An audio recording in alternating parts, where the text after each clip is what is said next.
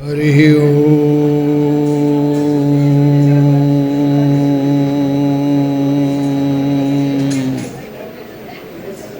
तत्सत्परमात्मने नमः। यं ब्रह्मा वरुणेन्द्र रुद्रमरुतः स्तुन्वन्ति दिव्यैस्तवैः वेदैः साङ्गपदक्रमोपनिषदैः गायन्ति यं सामगाः। ध्यानावस्थिततद्गतेन मनसा पश्यन्ति यं योगिनो यस्यां तं न विदुः सुराः सुरगणाः देवाय तस्मै नमः। ओंकारं बिन्दुसंयुक्तं यस्तं ध्यायन्ति योगिनः कामदं मोक्षदं चैव ओंकाराय नमो नमः। जन्माद्यस्य तोऽन्वयादितरतः चार्थेष्वभिघ्नस्वराट् तेने ब्रह्मरुदाचादिकवये मुह्यन्ति यत्सूरयः। तेजो वारिमृदां यथा विनिमयो यत्र त्रिसर्गो मृषा धाम्ना स्वेन सदा निहस्तकुहकं सत्यं परं धीमहि।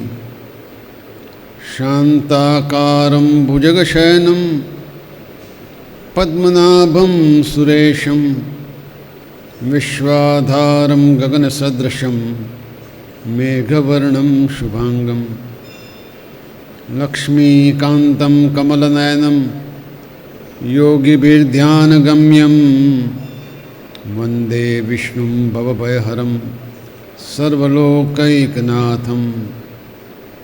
नारायणं नमस्कृत्य नरं चैव नरोत्तमं देवीं सरस्वतीं व्यासं ततो जयमुदीरयेत्। वसुदेवसुतं देवं कंसचाणूरमर्दनं देवकी परमानन्दं कृष्णं वन्दे जगद्गुरुम्। ॐ नमो भगवते वासुदेवाय। उमिया मात की जय, बाळोज मात की जय। नमः पार्वती पतये हर हर महादेव। તહેવારોના દિવસ ચાલે છે અને જન્માષ્ટમી આવતીકાલે છે. આજે તો શીતળા સાતમ એટલે શીતળા માતાના મંદિર ઉપર તો બહુ ભીડ હતી આજે. અને આવતીકાલે રાત્રે ઘણા બધા કાર્યક્રમો કૃષ્ણ જન્મના છે. આપણા નિયમ મુજબ સૌથી પહેલાં એક ઉપનિષદ વાક્ય આપણે વાંચી અને સમજવાની કોશિશ કરીએ. ઉપનિષદ છે બૃહદારણ્યક ઉપનિષદ. કોઈ યજ્ઞ કર્મ કરવું હોય તો બૃહદારણ્યક ઉપનિષદનો આશ્રય મોટાભાગના વિદ્વાનો લેતા હોય છે. વાક્ય છે યો વિજ્ઞાને તિષ્ઠન વિજ્ઞાનાદંતરો એમ વિજ્ઞાનમ ન વેદ યસ્ય વિજ્ઞાનજ્ઞું શરીરમ યો વિજ્ઞાનમ અંતરો યમયત્યેષ ત આત્મા અંતર્યામી અમૃત. એનો અર્થ છે જે જીવાત્મામાં રહે છે, જે જીવાત્માની અંદર છે, જેને જીવાત્મા જાણતો નથી, જીવાત્મા જેનું શરીર છે, જે જીવાત્મામાં રહીને જીવાત્માનું નિયમન કરે છે, તે તમારો આત્મા અંતર્યામી અને અમૃત છે.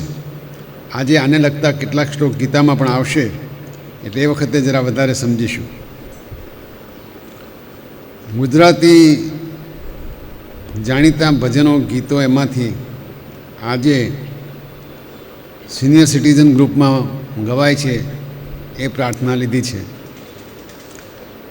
નૈયા ઝુકાવી મેં તો જોજે ડૂબી જાય ના, નૈયા ઝુકાવી મેં તો જોજે ન્યાયના ઝાંખો ઝાંખો દીવો મારો જોજે રે બુઝાય ના નૈયા ઝુકાવી મેં તો જોજે ડૂબી જાય ના ઝાંખો ઝાંખો દીવો મારો જોજે રે બુઝાય ના સ્વાર્થનું સંગીત ચારે કોર બાજે સ્વાર્થનું સંગીત ચારે કોર બાજે કોઈ નથી કોઈનું આ દુનિયામાં આજે કોઈ નથી કોઈનું આ દુનિયામાં આજે તનનો તંબુરો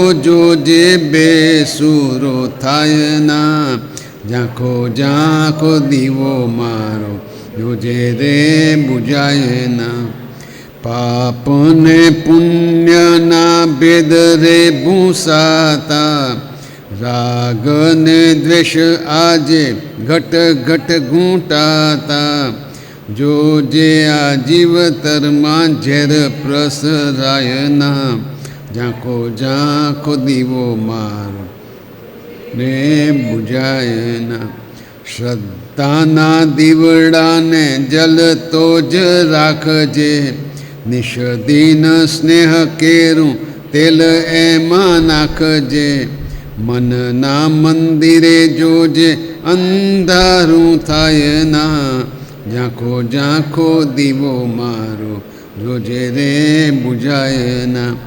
કેટલી સરસ કવિતાઓ આપણે નાનપણથી વાંચી છે, શીખી છે, પણ ક્યારેક ક્યારેક ભૂલાઈ જતી હોય એવું લાગે. કારણ કે નૈયાનું જે ઉદાહરણ છે, આપણે ગીતામાં જ્યારે બીજા અધ્યાયની વાત કરતા હતા, સ્થિતપ્રજ્ઞની વાત કરતા હતા, ત્યારે વાયુર્નાવમ ઇવાંબસી એવો મંત્ર આવ્યો હતો. એટલે જેમ કે કોઈ નાવડું ખલાસી વગરનું હોય અને દરિયામાં મુકાઈ ગયું હોય અને વાયુ જેમ આવે એમ નાવડું પોતાની જાતે જ્યાં જવું હોય ત્યાં જાય, એવું મન રહે તો એ સ્થિતપ્રજ્ઞ કહેવાય નહીં. એમ નાવડાનું ત્યાં પણ ઉદાહરણ આપેલું હતું. અને દીવો તો આત્મજ્યોતિની વાત આપણે અવારનવાર કરીએ છીએ. એટલે બહુ સરસ ગીત આપણા હતું, ફરી પાછું એકવાર યાદ કર્યું છે. ગઈકાલની કથા લગભગ 2 દિવસથી યુદ્ધ ચાલે છે. એમાં વિષ્ટિ કરવા જાય અથવા તો યુદ્ધ ચાલે, પણ કૃષ્ણ હોય એટલે યુદ્ધ એ જીવન યુદ્ધ છે, એમને માટે આખું જીવન યુદ્ધ છે. અને સંસ્કૃતમાં એમ કહ્યું છે કે યુદ્ધસ્ય કથા રમ્યા. બધી વાર્તાઓ સરસ હોય પણ એમાં યુદ્ધની વાર્તા બહુ મજા આવે એવી હોય. એ મહાભારતના યુદ્ધના આરંભે શ્રી કૃષ્ણ જ્યારે ભગવદ્ ગીતાનો ઉપદેશ આપે છે, હતાશ થયેલો અર્જુન યુદ્ધના કામે લાગ્યો છે, આમ છતાંય એના મનમાં અવારનવાર યુદ્ધ ન કરવાના વિચારો આવતા જાય છે. અને કૃષ્ણ અવારનવાર પાછું બાજી સંભાળી લે છે. કૌરવોની પ્રચંડ સેના છે, ભીષ્મની વ્યૂહરચના છે, એ જોઈને યુધિષ્ઠિર ગભરાયા છે. આ બાજુ દુર્યોધન ગભરાયો છે, આ બાજુ યુધિષ્ઠિર પણ ભલા ભોળા છે, ધર્મરાજ છે. એ વખતે અર્જુને આ ગીતાનો સંદેશ સાંભળ્યા પછી યુધિષ્ઠિરને ધીરજ આપી છે કે મોટાભાઈ ચિંતા ના કરતા, કે બહુ મોટી સેના હોય તો જીતાય એવું નથી. આપણા માર્ગદર્શક કૃષ્ણ છે એટલે જીતવાની આપણને ચિંતા હોવી જોઈએ નહીં. ધર્મથી યુદ્ધ જીતાશે અને ખરેખર તો વિજય કૃષ્ણ જ અપાવે છે. અપૈતું તે મનસ્તાપો યથા સત્યમ બ્રવીમ્યહમ હન્યામ એકરથે નૈવ વાસુદેવ સહાયવાન. કહે છે મોટાભાઈ, મનમાં કોઈ શંકા ન રહેવી જોઈએ. જે સત્ય હું કહું છું તે સાંભળો.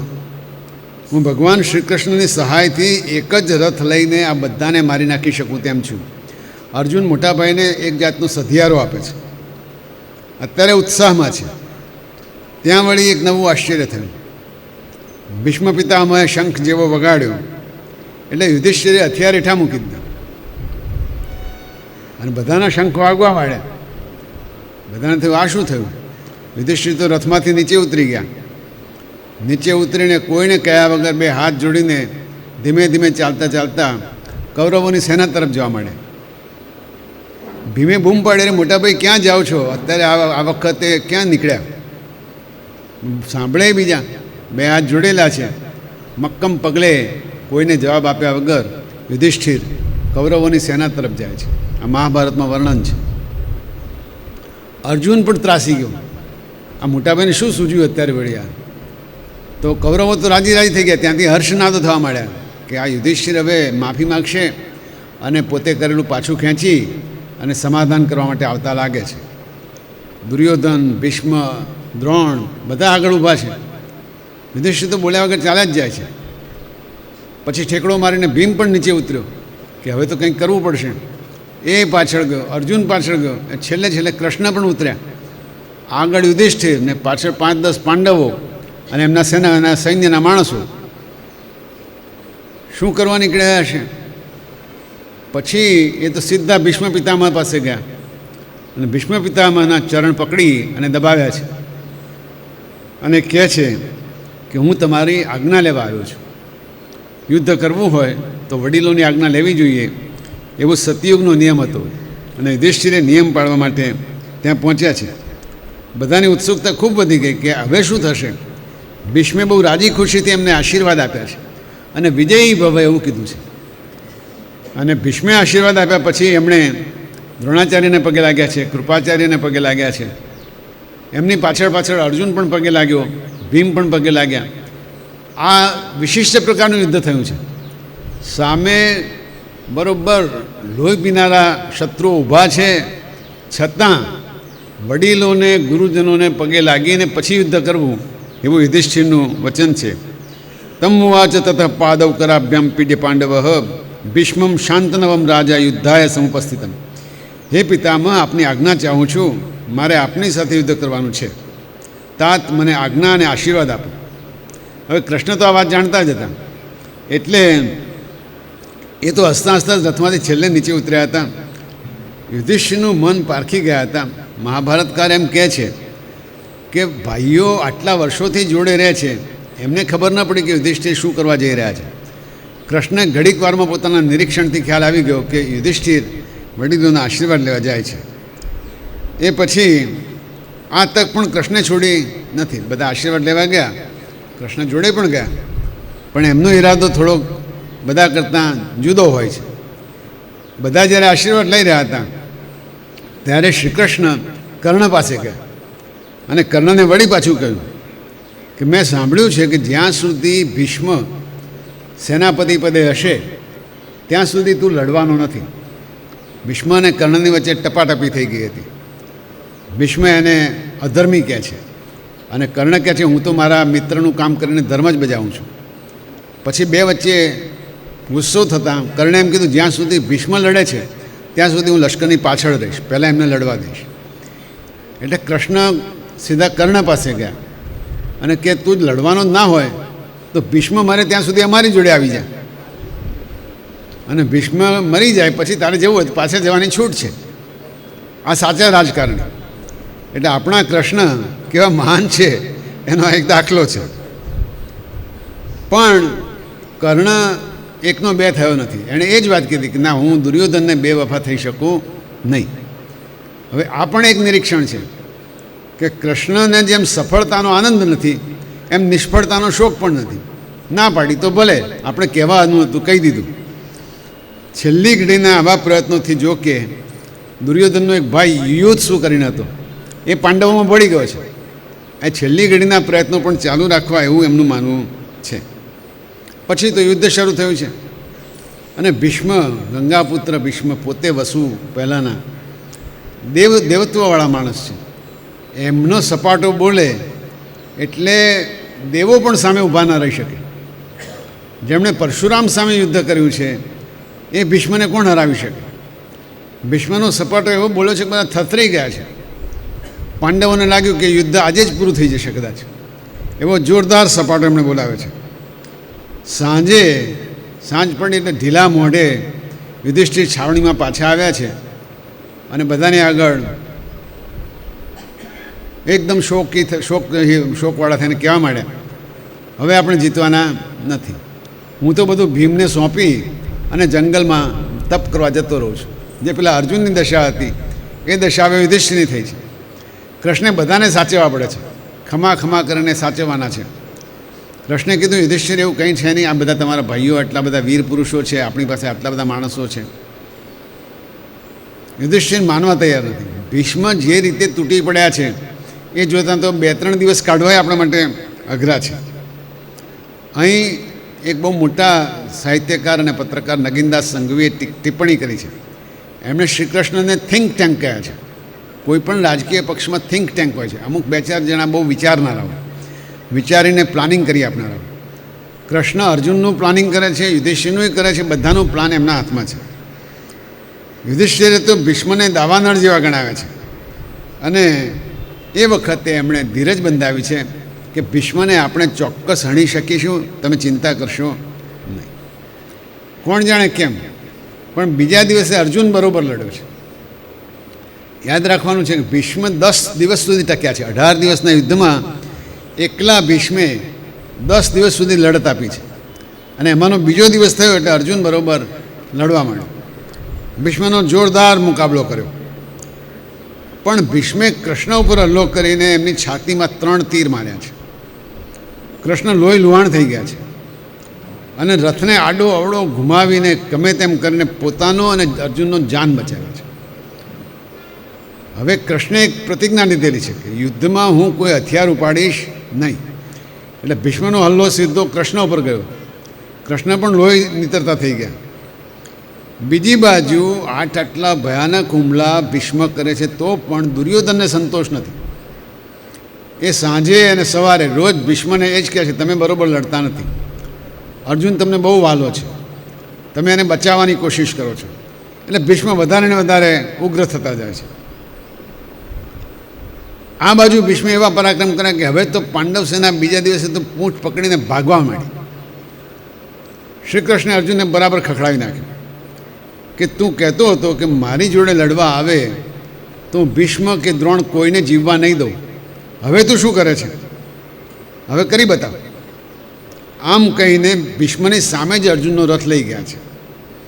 પણ ભીષ્મ કોનું નામ, પ્રચંડ વાવાઝોડાની જેમ ત્રાટક્યા છે. કૃષ્ણે પોતાનો રથ ફરી બહુ ગુમાવ્યો અને ભીષ્મ પણ મહાભારતમાં કૃષ્ણની અશ્વવિદ્યાના વખાણ એક અધ્યાય ભરીને કરે છે કે આવો અશ્વવિદ્યાનો નિષ્ણાત તો પહેલી વાર જોયો છે. એટલે અર્જુને જ્યારે સારથી નક્કી કર્યા હતા ત્યારે બહુ વિચાર કરીને કરેલું કામ છે. અદર્શ યદ વાસુદેવો હય યાને પરમ બલમ મોઘાન કુર્વન રામ તસ્ય મંડલાન્યાચરલ્લગુ. મંડળ એટલે ગોળાકાર ગુમાવ્યો, ચોરસ ગુમાવ્યો. ભગવાન શ્રી કૃષ્ણે ઘોડા હાંકવાની કળામાં ઉત્તમ આવડતનો પરિચય કરાવ્યો. ભીષ્મના બાણ બધા નકામાં ગયા. આમ છતાં ભીષ્મે આદરેલો નરસંહાર જોઈને કૃષ્ણને પણ લાગ્યું કે આ યુદ્ધ હવે બહુ લાંબુ ચાલશે નહીં. કૃષ્ણ અને અર્જુન ચારે બાજુથી ઘેરાઈ ગયા હતા. સાત્યકી મદદે આવ્યો ત્યારે કૃષ્ણે કીધું કે જેને ભાગવું હોય ભાગી જાઓ, હવે હું જ ભીષ્મને રથના પૈડાથી હણી નાખીશ. હવે એમણે કંઈક કરી બતાવવાનું છે. અર્જુન તો હજુ સુધી ઢીલો છે. ભીષ્મે પોતાની પ્રતિજ્ઞાનો ભંગ કરીને મિત્રને બચાવવા માટે, ભક્તનું હૃદય જાળવવા માટે, ઉત્સાહ વધારવા માટે હાથમાં રથનું પૈડું લઈ ઘુમાવતા ઘુમાવતા પવનના વેગથી ભીષ્મ તરફ દોડી ગયા છે. એવું લાગ્યું કે જાણે સર્વનો વિનાશ કરનારો કાળ આવી રહ્યો છે. પણ ભીષ્મ હસી પડ્યા છે અને આવો આવો આવો એમ કીધું છે. એમને આવકાર્યા છે. કૃષ્ણના હાથે મોત કેવું. શર્મિંદા થયેલા અર્જુને પાછળથી એકદમ દોડીને કૃષ્ણને પકડી દીધા છે. પોતે હજુ વધારે સ્ફૂર્તિથી લડશે એવું વચન આપ્યું છે. હવે આ ભીષ્મ અને કૃષ્ણ એ બે વચ્ચેનો સંબંધ જબરદસ્ત છે. ભીષ્મ કૃષ્ણને પરમેશ્વર જાણે છે અને એ જ રીતે એમની સાથે વર્તન કરે છે. અને કૃષ્ણ ભીષ્મને પોતાના શ્રેષ્ઠ શિષ્ય અને એક દેવ જેવા માને છે. એટલે આ યુદ્ધ તો ચાલશે, પણ જ્યારે યુદ્ધ પૂરું થશે ત્યારે ભીષ્મ બાણશૈયા ઉપર પડ્યા હશે અને બાણશૈયા ઉપર પડેલા ભીષ્મને માટે શ્રી કૃષ્ણ પાંડવોને એમ કહેશે કે તમે યુદ્ધ તો જીત્યા, પણ જો ખરું તમારે શીખવું હોય તો હજુ ભીષ્મ જીવે છે, એમની પાસે જાઓ અને એમને પૂછીને ધર્મ વિશે, સમાજ વિશે તમે જાણો. એ વખતે યુધિષ્ઠિર બધાને લઈને ભીષ્મની પાસે જવાના છે અને એ વખતે ભીષ્મનું એક જ લક્ષ્ય છે કે શ્રી કૃષ્ણ જો આવ્યા છે તો એમના દર્શન કરીને હું પ્રાણ છોડું. ઉત્તરાયણના દિવસે એમણે પ્રાણ છોડવાનું નક્કી કર્યું છે.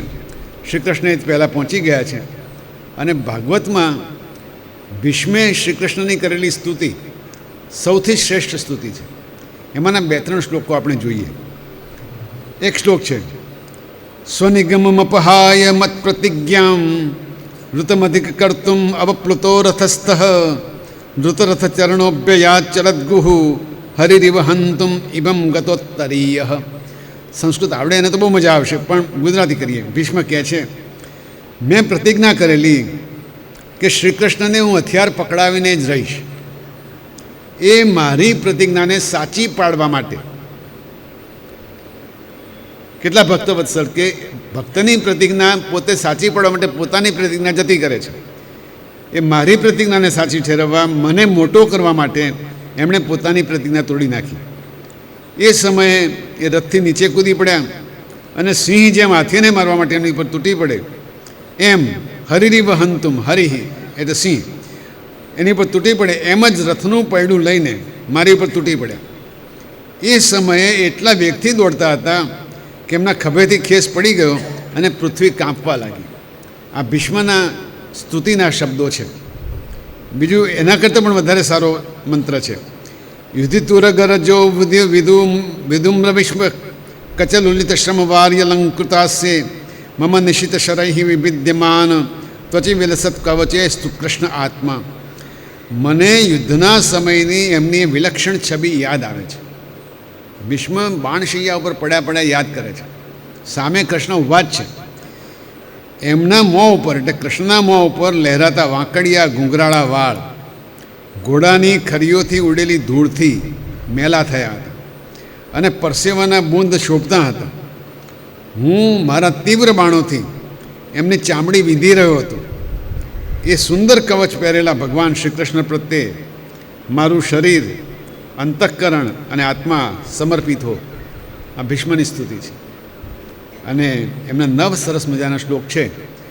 ખરેખર 9 શ્લોક ગોખીને રોજ બોલીએ તો મજા આવી છે, પણ ત્રીજો એક શ્લોક લઈને આપણે પૂરું કરીશું. શીતવિષિક હતો વિશીર્ણ દંશ ક્ષતજ પરિપ્લુત આથતાયિનો મેં પ્રસભમભિસસાર મદ્વધાર્થમ સબવતુ મેં ભગવાન ગતિર્મુકુંદ. છેલ્લે કહે છે કે મેં આતતાઈ એટલે જુલમગાર, હું એવો જુલમગાર હતો કે તીવ્ર બાણો મારીને એમના શરીર ઉપરનું કવચ તોડી નાખ્યું હતું. એમનું આખું શરીર લોહી લુહાણ કર્યું હતું. અર્જુનના રોકવા છતાં જે બળપૂર્વક મારી તરફ દોડતા આવી રહ્યા હતા તે જ શ્રી કૃષ્ણ તરફ મારી ગતિ થાય કેમ કે એમ કરીને પણ એ મારી ઉપર જ કૃપા કરતા હતા અને મારી ભક્તિથી પ્રસન્ન હતા. આ ભીષ્મની કરેલી સ્તુતિ.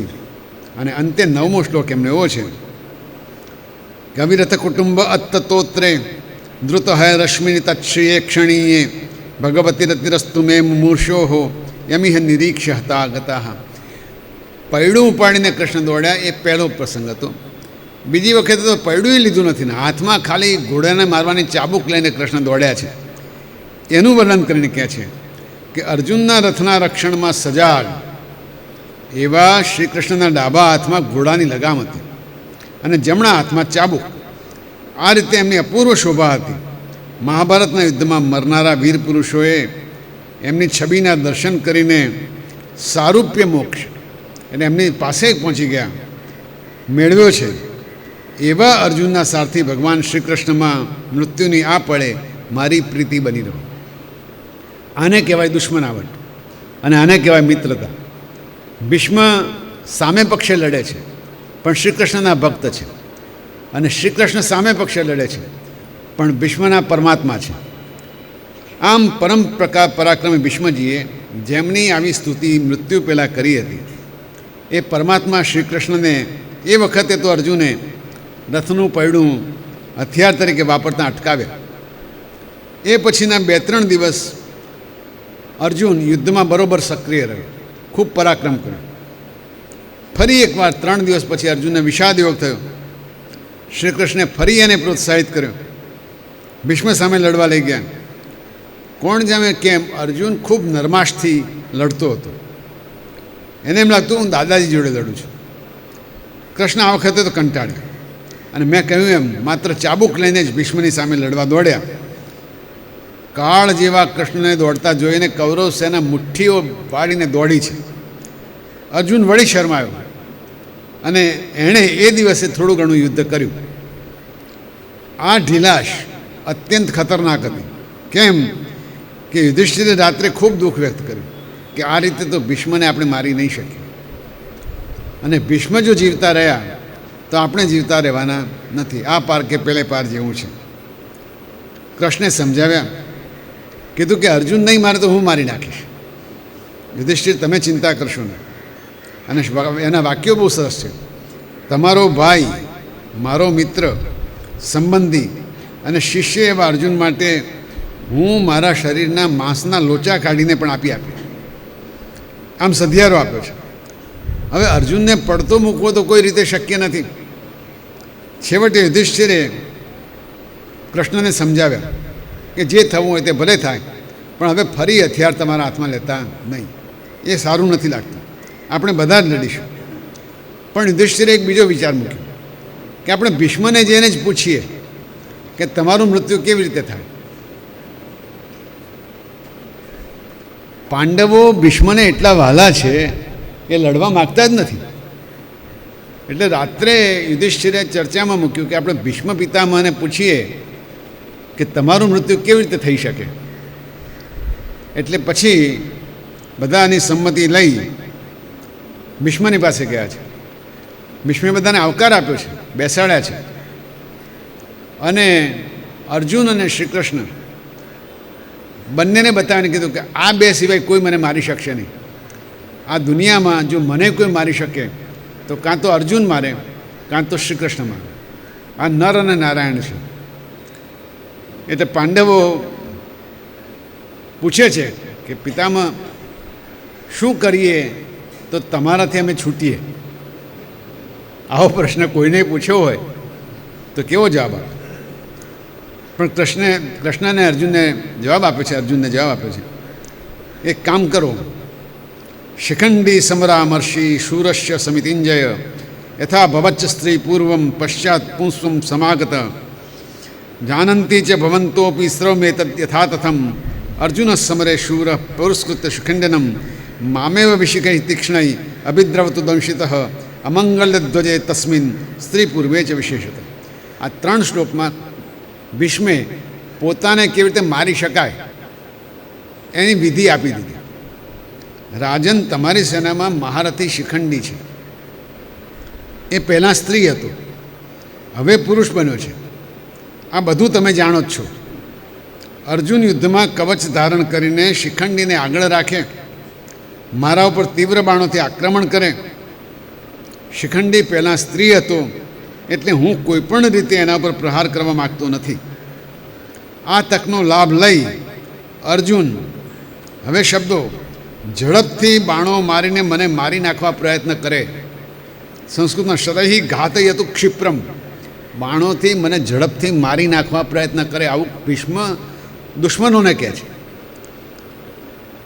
પણ છતાંય પાંડવો પગે લાગી સલાહ મેળવી પાછા આવ્યા. મજાની વાત એ છે કે ત્યાં જતી વખતે ગયા પછી બેઠા પછી પાછા આવતી વખતે ને પાછા આવીને ત્યાં સુધી કૃષ્ણ એક વાક્ય બોલ્યા નથી.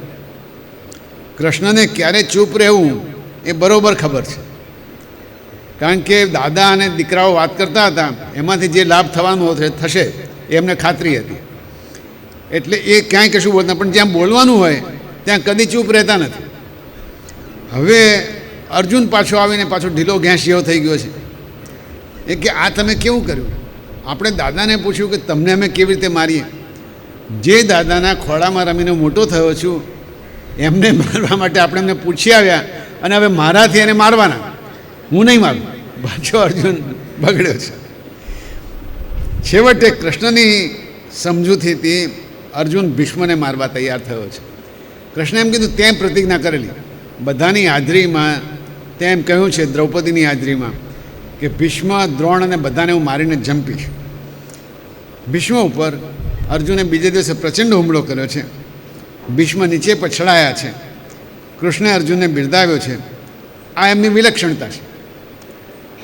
ભીષ્મ નીચે પડી ગયા કોના કારણે? ભીષ્મને કારણે. માર્યા કોણે? શિખંડીના કારણે. પણ કૃષ્ણે અર્જુનને બિરદાવ્યો. બહુ સરસ, બહુ બહાદુરી કરી છે. અર્જુન તો વાસ્તવિકતા જાણે છે એટલે એણે અને યુધિષ્ઠિરે કૃષ્ણને જ વંદન કર્યા છે કે હે જનાર્દન, આ બધી તમારી જ કૃપા છે. એટલું જ નહીં, બાણશૈયા ઉપર પડેલા ભીષ્મે પણ અર્જુનના વખાણ કર્યા છે કે તારી બાણાવળી તરીકેની જે મેં છાપ જોઈ છે મને બહુ જ ગમ્યું છે. તારા થકી મરવાનું પણ મને પસંદ છે. અને દુર્યોધને બોલાવ્યો છે. હજુય બાણશૈયા ઉપર પડ્યા ભીષ્મ પિતામહ દુર્યોધને કહે છે કે હજુ સલાહ કરી લે, હજી મજા છે. નર અને નારાયણની આ જોડી સામે કોઈ જીતી શકવાનું નથી. પણ હવે દુર્યોધન માટે અને બંને પક્ષે બહુ મોડું થઈ ગયું છે. આ પછીના દિવસોમાં છેલ્લે ભીષ્મ પિતામહ પડી ગયા પછી સંશપ્તક નામના ક્ષત્રિયો, જેને ત્રિગર્ત પણ કહેવાય છે, એમને મારવા માટે અર્જુન અને શ્રી કૃષ્ણ રથ લઈને યુદ્ધભૂમિથી ઘણા દૂર ગયા છે. અર્જુને ખૂબ પરાક્રમ કર્યું છે અને જેમને સામાન્ય રીતે મારી ન શકાય એવા બધા જ ત્રિગર્તોને એણે ઠાર માર્યા છે. ભગદત્તે એની સામે યુદ્ધ કર્યું. ભગદત્ત શિવનો ભક્ત છે, વિષ્ણુનો ભક્ત છે. એની પાસે વૈષ્ણવાસ્ત્ર છે. ભગદત્તે શ્રી કૃષ્ણને તો ચારણી જેમ વીંધી નાખ્યા છે. આખા શરીરમાંથી લોહી ટપકે છે. મહાસંહારક વૈષ્ણવાસ્ત્ર એમના પર છોડ્યું છે. અને ઘાયલ હોવા છતાં કૃષ્ણે માત્ર અર્જુનને બચાવવા માટે ભગદત્તે ફેંકેલું એ વૈષ્ણવાસ્ત્ર પોતાની છાતી ઉપર ઝીલી લીધું છે. અર્જુન બચી ગયો છે. અર્જુન વળી પાછો શરમાઈ ગયો છે. પણ આ બધું પતિઓ નિગર્તોને હરાવ્યા એ પછી પાછા આવ્યા છે અને અર્જુનને માટે દુઃખના ડુંગરા તૂટી પડ્યા છે. એણે પાછા આવીને સાંભળ્યું કે આ બધાએ ભેગા થઈને અભિમન્યુને મારી નાખ્યો છે. અભિમન્યુ જેટલો અર્જુનને વાલો હતો એનાથી વધારે શ્રીકૃષ્ણને વાલો હતો. એમનો ભાણિયો હતો. અભિમન્યુના મરાયાના ખબર પડ્યા એટલે મહાભારતના યુદ્ધમાં એ દિવસથી આખું ચિત્ર બદલાઈ ગયું છે. અર્જુન જે અત્યાર સુધી બીતા લડતો હતો ભીષ્મ અને દ્રોણના પ્રતાપથી, એ હવે એકદમ ખૂંખાર થઈ ગયો છે. પોતાના દીકરાનું વેર વાળવા માટે અર્જુન હવે બરોબર લડવા માંડ્યો છે. અને એક વિચાર કરીએ કે ભીષ્મના સેનાપતિ પણ આ નીચે જ્યારે લડતા હતા ત્યારે 10 દિવસમાં બંને પક્ષોમાં થઈને 2 અક્ષૌહિણી મરી હતી, એટલે કે 4 અક્ષૌહિણી ખલાસ થઈ હતી. એ પછીના 8 દિવસમાં કુલ 18 અક્ષૌહિણીમાંથી 14 અક્ષૌહિણી ખલાસ થઈ ગઈ. એનો અર્થ કે 12 અક્ષૌહિણીઓ બાકીના 8 જ દિવસમાં મારી નાખી. અર્જુન એકદમ તીવ્રતાથી લડવા માંડ્યો છે. અને ભીષ્મના સેનાપતિપણાના દિવસો પૂરા થતાં કૌરવો માટે માઠા દિવસો શરૂ થઈ ગયા છે. હવે અર્જુને અભિમન્યુને મારનારો છેલ્લા કોઠામાં જયદ્રથ, એ જયદ્રથને મારવાની પ્રતિજ્ઞા કરે છે. પછી આ લોકો થોડા ઉતાવળા છે. અર્જુને પ્રતિજ્ઞા કરી કે આવતીકાલ સાંજ સુધીમાં હું જયદ્રથને મારી નાખીશ, નહીં તો હું અગ્નિમાં પ્રવેશ કરીશ. ખરો ભાયડો. શ્રી કૃષ્ણને બહુ ખખડાયો. અરે ભલા માણસ, 24 કલાકમાં તો આ કૌરવો બધા યોદ્ધાઓ ભેગા થઈને કદાચ એને મારવા નહીં દે તો આપણે તને ગુમાવીશું.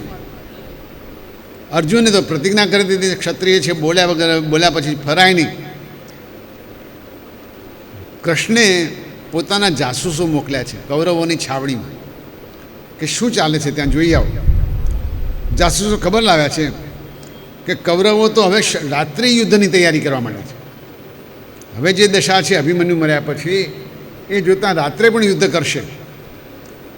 જયદ્રથને કોઈ રક્ષણ આપવા તૈયાર નહોતું એટલે જયદ્રથ અહીંથી ભાગી જવાની તૈયારીમાં છે. અને દુર્યોધને દ્રોણને આજીજી કરીને એવી વ્યૂહરચના ગોઠવી છે કે કોઈપણ સંજોગોમાં અર્જુન જયદ્રથ સુધી તો પહોંચી જ ન શકે. દ્રોણાચાર્યએ વિનંતી સ્વીકારી છે. એટલે બધાનું લક્ષ્ય જયદ્રથને બચાવવા ઉપર અર્જુનની પ્રતિજ્ઞાને લીધે થઈ ગયું. શ્રી કૃષ્ણે અર્જુનને બહુ વઢ્યા કે આવું બધું ચાલી રહ્યું છે, કેવી રીતે તું જીતીશ.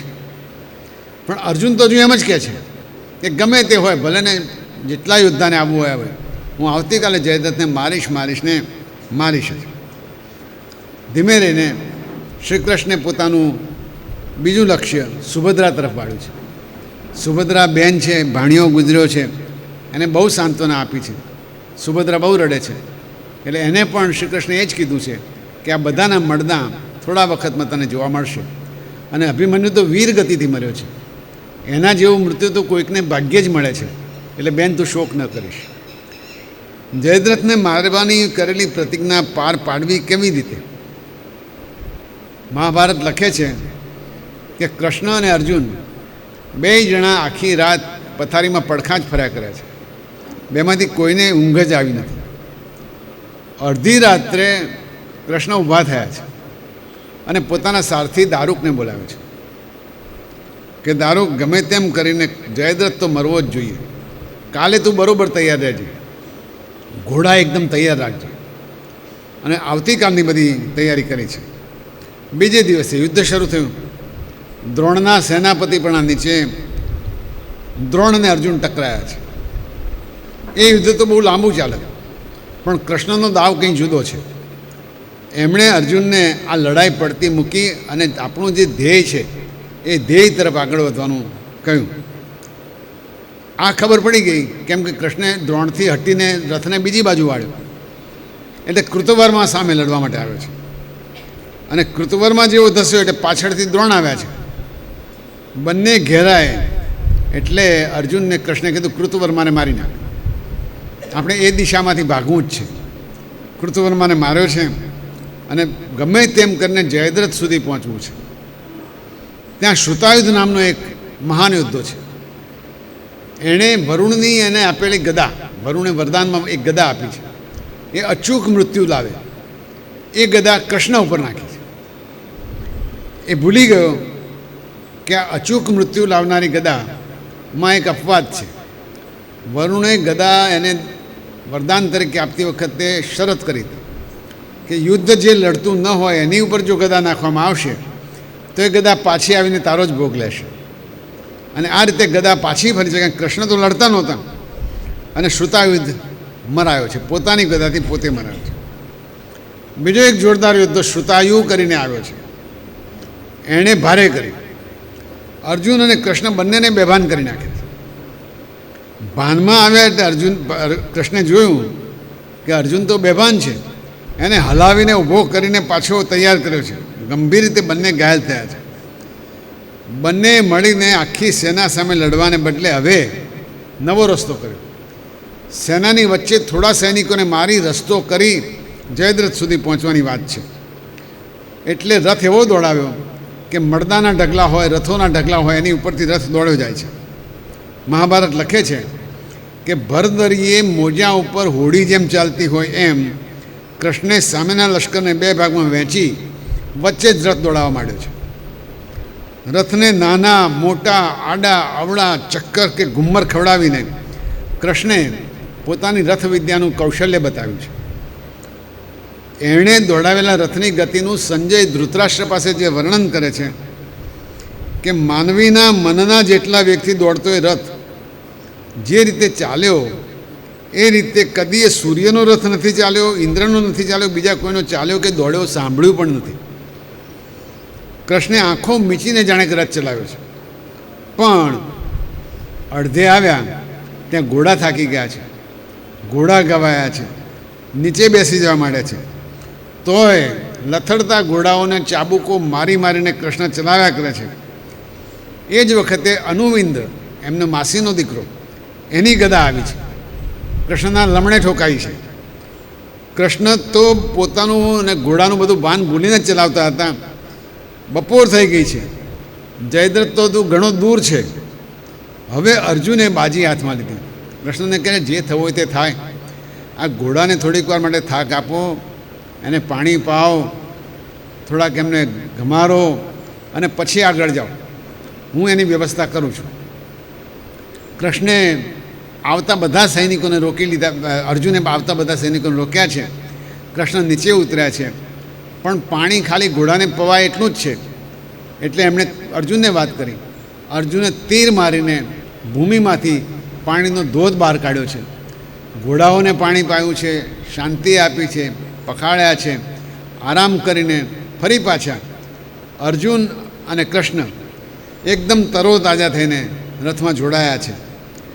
લડાઈની મધ્યમાં રથથી ઘોડા છોડીને સ્વસ્થ કરવા જેવું કૃષ્ણનું આ કામ જોઈને દુશ્મનોએ પણ એમના વખાણ કર્યા છે. બહુ ગંભીરતાથી શાંતિથી ઘોડાઓને તૈયાર કર્યા છે. અને એ પછી ઘોડા જાણે ઉડવા માંડ્યા છે. છેવટે વ્યૂહ ભેદાઈ ગયો. બંને યોદ્ધા પહોંચી તો ગયા, પણ છેલ્લો રક્ષક દુર્યોધન પોતે હતો. એટલે અર્જુનને પણ મજા હતી, શ્રી કૃષ્ણને પણ મજા હતી. દુર્યોધન પોતે સામે લડવા હતો, આના જેવું તો સુખ બીજું કહ્યું. કૃષ્ણે કહ્યું, અર્જુન અત્યારે તક છે, આને જ મારી નાખ, એટલે બધી વાત પૂરી થઈ જાય. અર્જુને પોતાના શ્રેષ્ઠ બાણ માર્યા છે. શ્રી કૃષ્ણને દુર્યોધને એવા બાણ માર્યા છે કે શ્રી કૃષ્ણ તો લોહી લુહાણ થઈ ગયા છે. પણ કોણ જાણે કેમ અર્જુનના એકેય બાણની દુર્યોધન ઉપર અસર જ થતી નથી. કૃષ્ણ વિચારમાં પડી ગયા છે. એ વખતે અર્જુને કીધું કે કૃષ્ણ એક જ વસ્તુ હોઈ શકે. દ્રોણાચાર્યે આને એક રક્ષા કવચ પહેરાવ્યું છે. એ રક્ષા કવચ કોઈથી છેદાશે નહીં, મારાથી પણ નહીં. હા, હું અને દ્રોણાચાર્ય બે આ રક્ષા કવચ વિશે જાણીએ છીએ, એટલે શું છે મને ખબર પડી, પણ હું એ ભેદી શકીશ નહીં. એવું કરી શકાય, હું એને ભગાડી શકું, પણ એને મારી તો નહીં જ શકું. અને એ રીતે અર્જુને પોતાની કળા વાપરી યુદ્ધની, અને દુર્યોધનના ઘોડા મારી નાખ્યા, દુર્યોધનનો રથ ભાગી નાખ્યો, દુર્યોધને પગપાળા કરી દીધો, અને એની હથેળીમાં તીર મારીને એને ભાગતો કરી દીધો. પણ દુર્યોધન મરાયો નહીં. દુર્યોધન ગયો એટલે સીધી નજર હવે જયદ્રથ ઉપર હતી. અને જયદ્રથની પાસે પહોંચ્યા. ત્યાં તો બધા જ યોદ્ધાઓ, કૌરવોના મુખ્ય યોદ્ધાઓ જાણી ગયા છે કે જયદ્રથને મારવા આવ્યા છે, હવે આપણી તક છે. બધા ચારે બાજુ ઘેરાઈ ગયા છે, ઘેરી લીધા છે. વચ્ચે માત્ર કૃષ્ણ અને અર્જુન જ છે. હવે આખા દિવસની દોડધામ, થકાડો અને ઘા, શરીર લોહી નીકળતા બંનેના, કૃષ્ણથી પણ હવે બરાબર શંખ ફૂંકાય એવી હાલત નથી. છતાં પણ જેમ તેમ કરીને પાંચજન્ય શંખ ફૂંક્યો છે. અવાજ યુધિષ્ઠિર સુધી ગયો છે. યુધિષ્ઠિર ભડક્યા. કૃષ્ણનો શંખ વાગ્યો, એનો અર્થ એ થયો કાં તો અર્જુન મરાયો છે, અને કાં તો કૃષ્ણ બહુ તકલીફમાં છે. અને હકીકતમાં એવું હતું, કૃષ્ણ અને અર્જુન ચારેય બાજુથી ઘેરાઈ ગયા છે. કૃષ્ણે અહીંયા સાત્યકીને યુધિષ્ઠિરની જ રક્ષા કરવા માટે મૂક્યો છે કે તારે ક્યાંય જવાનું નથી, રાજાને સાચવજો. પણ યુધિષ્ઠિર કે તું જા. જેમ સીતાજીએ લક્ષ્મણને મોકલ્યા હતા એ જ રીતે યુધિષ્ઠિરે સાત્યકીને કે તું જા, મારું જે થવાનું છે થશે, તું જા, કારણ કે કૃષ્ણ ભયમાં છે ને કૃષ્ણ ના હોય તો આપણે કોઈ લડાઈ કરવાની નથી. સાત્યકી પણ કૃષ્ણનો ભક્ત છે, તડામાર કરતો દોડ્યો છે. થોડી વાર થઈ, ન સાત્યકીનો શંખ ફૂંકાયો છે, ન કૃષ્ણનો ફરી શંખ ફૂંકાયો છે. યુધિષ્ઠિર ખરેખર ગભરાઈ ગયા છે. એમણે ભીમસેનને આડું અવળું કહેવા માંડ્યું કે તું પણ જા. ભીમસેન પણ દોડતો ગયો છે. આ બાજુ કૌરવોની સેના વચ્ચે પોતાનો રથ નાખી સાત્યકી તડામાર કરતો કૃષ્ણ અને અર્જુન જ્યાં જયદ્રથની પાસે પહોંચ્યા છે ત્યાં સુધી પહોંચ્યો તો ખરો ને. જેવો પહોંચ્યો એવો કોઈ તરવૈયો જેમ કિનારો જોઈ લે એમ સાત્યકીએ શ્રી કૃષ્ણ અને અર્જુનને જોયા. એને એમ થયું કે હવે મજા આવી ગઈ છે, હવે લડવાનું ચાલશે. સાત્યકીને એ લોકો જોયો છે. પણ એ જ વખતે થયું એવું કે સાત્યકીની સામે લડવા માટે એક બીજો કૌરવ, બીજો યાદવ આવી પહોંચ્યો છે. એ યાદવ પહેલેથી જ સાત્યકીનો થોડો વિરોધી હતો અને અત્યારે કૌરવોના પક્ષે લડી રહ્યો છે. જેવો સાત્યકી લડવા માટે આવ્યો ત્યાં લક્ષ્ય તો ખરેખર તો જયદ્રથ છે, પણ લક્ષ્ય બદલાઈ ગયું. કેમ કે સાત્યકીની ઉપર જે યાદવ તૂટી પડ્યો છે, ભૂરિશ્રવા, એ ભૂરિશ્રવાએ સાત્યકીની હાલત બગાડી નાખી. એને નીચે પાડી દીધો. માથાના વાળ પકડીને ઊભો કરીને તલવાર જ્યાં મારવા જાય છે ત્યાં કૃષ્ણને થયું કે ભાઈ આ જયદ્રથ તો મળવાનો છે તો મરશે, સાત્યકી મર્યો જ સમજો. એમણે અર્જુનને તરત ઈશારો કર્યો છે. અર્જુને ત્યાં ઊભા ઊભા બાણ મારીને આનો ઉપડેલો તલવારવાળો હાથ કાપી નાખ્યો છે. આ મહાભારતના યુદ્ધની અંદર જે નિયમો કર્યા હતા એ નિયમોથી બિલકુલ વિરુદ્ધ છે. બે યોદ્ધાઓ જ્યારે દ્વંદ્વ યુદ્ધ કરતા હોય ત્યારે ત્રીજા યોદ્ધાએ આવી રીતે પોતાનું હથિયાર નખાય નહીં. ઈશારો કોણે કર્યો? કૃષ્ણે. બાણ કોણે માર્યું? અર્જુને. અને દ્વંદ્વ યુદ્ધમાં લડતા હતા સાત્યકી અને ભૂરિશ્રવા, એમાંથી ભૂરિશ્રવાનો હાથ કપાઈ ગયો. ભૂરિશ્રવા અત્યંત નીચ ગાળો બોલ્યો છે કે આ કૃષ્ણે જ તને શીખવાડ્યું હશે, એના જેવો ભૂંડો માણસ દુનિયામાં કોઈ નથી. બધું જ કહેવાનું કીધું છે, પણ છેવટે એટલો કંટાળ્યો કે પોતાનો કાપેલો હાથ લઈ અને ત્યાં રણભૂમિમાં સંથારો કર્યો છે. સંથારો એટલે હવે હું અહીં બેસીને મરી જવા માગું છું. અને કૃષ્ણે ફરી ઈશારો કર્યો છે. સાત્યકીએ સંથારો કરેલા ભૂરિશ્રવાની તલવારથી ગરદન કાપી નાખી. આ પણ યુદ્ધના નિયમોની વિરુદ્ધનું છે. જે નિશસ્ત્ર થઈને બેઠો છે એને મારી નાખવો એ પણ યોગ્ય નથી. આમ કૃષ્ણ એન કેન પ્રકારેણ પાંડવો બચે એ જ એકમાત્ર હેતુથી યુદ્ધ કરી રહ્યા છે સ્પષ્ટ થઈ જાય છે. ભૂરિશ્રવા આ રીતે કપાયો, આખા વૃષ્ણિ વંશને ગાળો દીધી છે. સાત્યકીએ હણી નાખ્યો, ચારે બાજુ હાહાકાર થયો છે. હવે સાંજ ઝડપભેર ઢળવા માંડી છે. અને જો રાત પડી જાય તો અર્જુને અગ્નિમાં પ્રવેશ કરવાનો જ બાકી રહે. બધા વિઘ્નો પાર કરીને હવે કૃષ્ણ અને અર્જુન જયદ્રથ પાસે પહોંચ્યા છે. ઘડીનો વિલંબ કર્યા વિના અર્જુને પોતાની પ્રતિજ્ઞાઓનું પાલન કર્યું છે. કૃષ્ણે અર્જુનના ખૂબ વખાણ કર્યા છે. જયદ્રથ માર્યો ગયો છે, પણ વખાણ કર્યા પછી પણ કૃષ્ણ અર્જુનને એક વાત કહે છે કે અર્જુન તું બહુ જ શક્તિશાળી છે, જયદ્રથ તો મરાયો, બહુ સરસ થયું, હજી એક માણસને મારવાનો બાકી છે અને એ છે કર્ણ. એટલે કર્ણને માટે હજુ આવતીકાલ સુધી રાહ જોવી પડશે. ત્યાં સુધી આપણે ભગવાનનું થોડું નામ લઈ લઈએ. હરે રામ રામ રામ હરે હરે.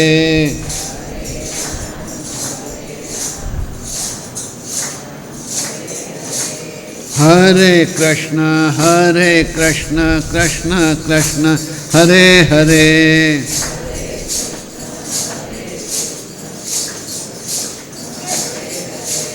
હરે રામ રામ રામ હરે હરે.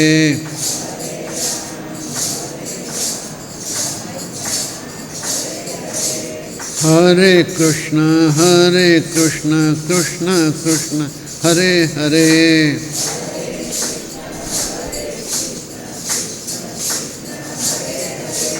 હરે રામ રામ હરે હરે.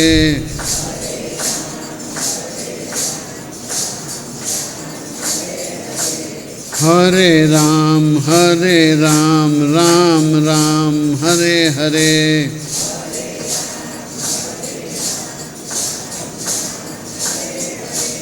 રાધે કૃષ્ણ કૃષ્ણ કૃષ્ણ હરે હરે.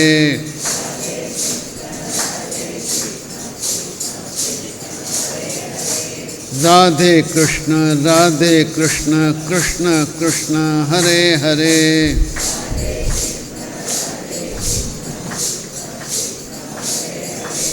સીતારામ હરે હરે.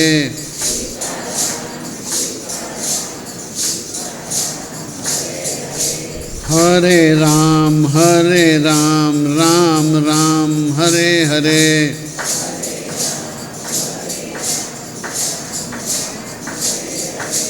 હરે કૃષ્ણ કૃષ્ણ કૃષ્ણ હરે હરે.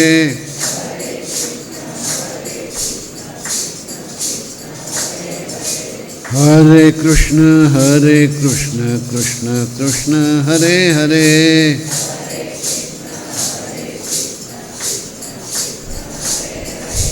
રાધે રાધે રાધે રાધે રાધે રાધે હરે હરે.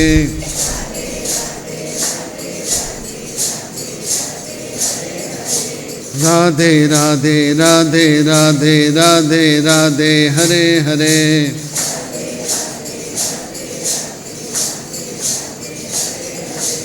હરે કૃષ્ણ કૃષ્ણ કૃષ્ણ હરે હરે.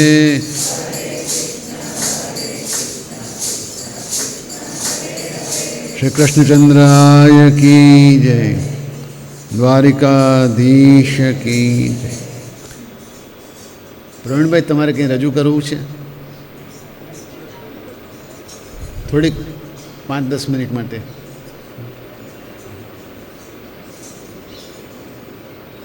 પ્રવીણભાઈ આટલા સારા ભજનિક છે, ભણ્યા પછી 50 વર્ષે મને ખબર પડેલી, એટલે એમની પણ ઈચ્છા મહેમાન આપે. જય સિયારામ, જય શ્રી કૃષ્ણ. પ્रणवो पवन कुमार खलबन पावक ज्ञान गण जासुरदयागार बस ही राम सर चाप दर. बोलो श्री हनुमान जी महाराज की जय. श्री रामचंद्र भगवान की जय. बाल कृष्ण भगवान की जय. श्री उमिया मात की.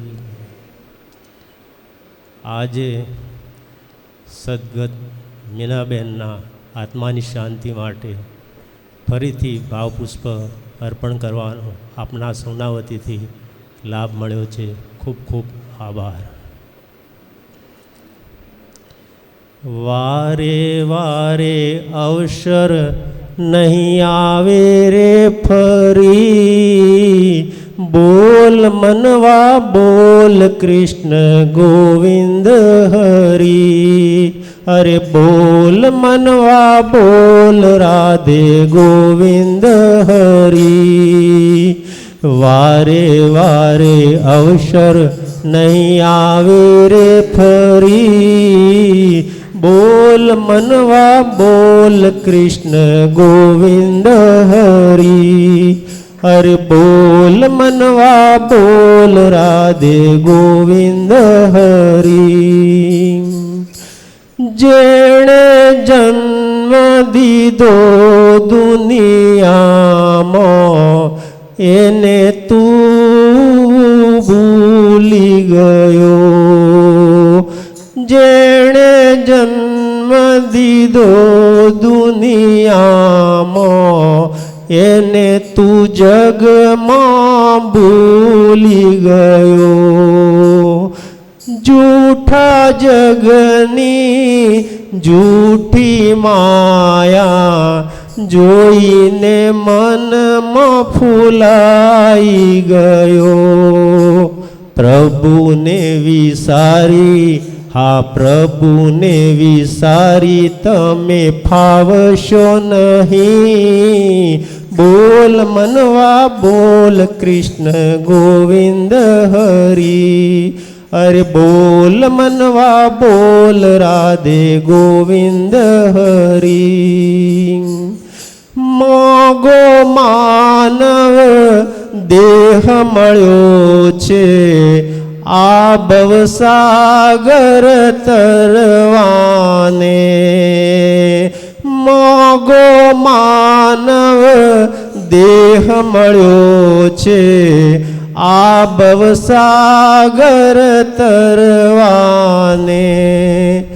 ઓ મુસાફિર આ દુનિયામાં જીવન ટૂંકું જાણીને, એના જેવો દીન દયાળુ મળશે નહીં.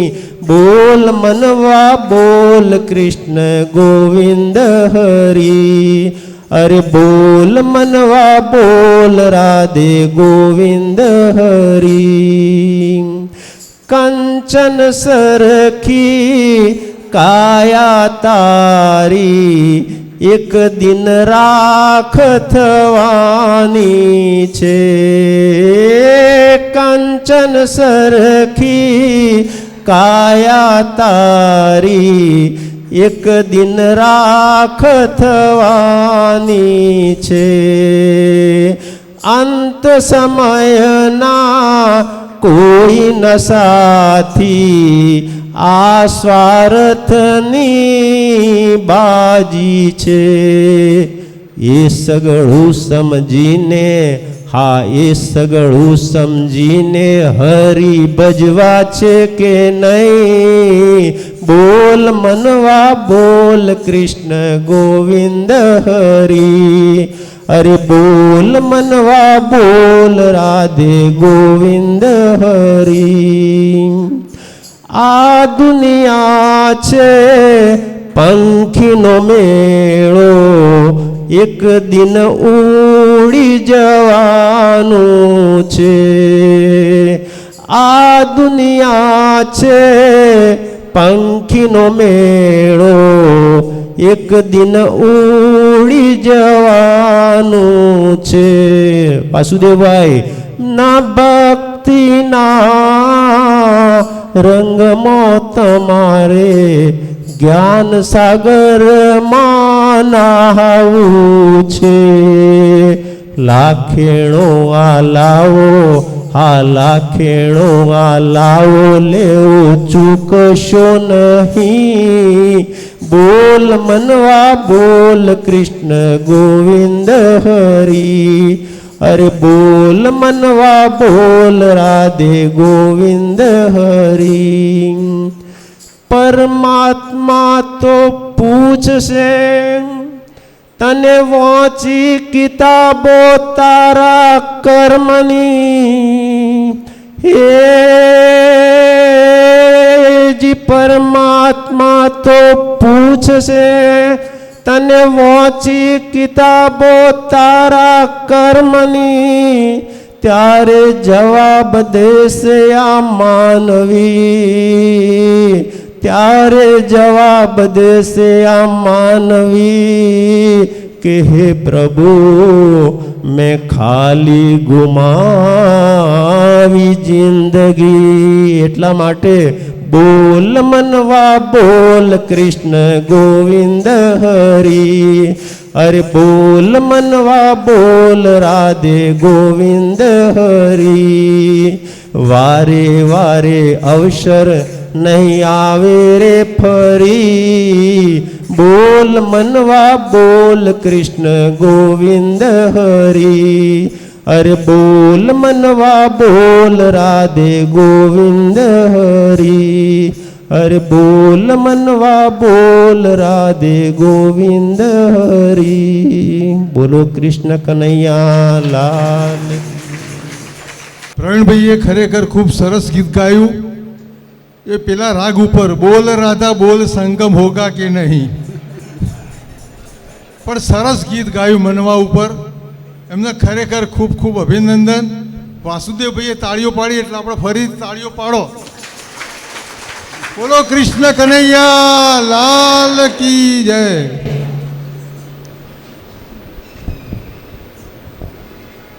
સરસ પ્રવીણભાઈ, અભિનંદન અને ખૂબ આનંદ થયો.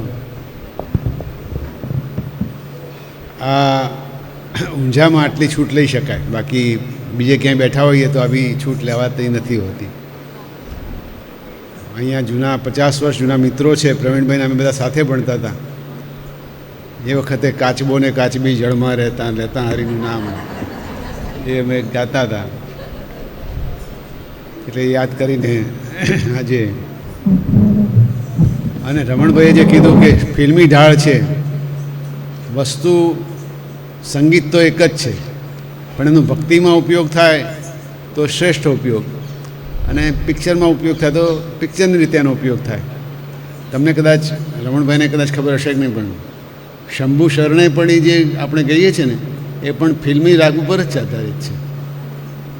એક ગીત છે, ગમ દિએ મુસ્કિર કિતના નાजुक है दिल ये न जाना, હાય ये जालिम जमाना शंभु शरणे पड़ी मागू घड़ी रे घड़ी दुख कापो दया કરી દર્શન શિવ આપો.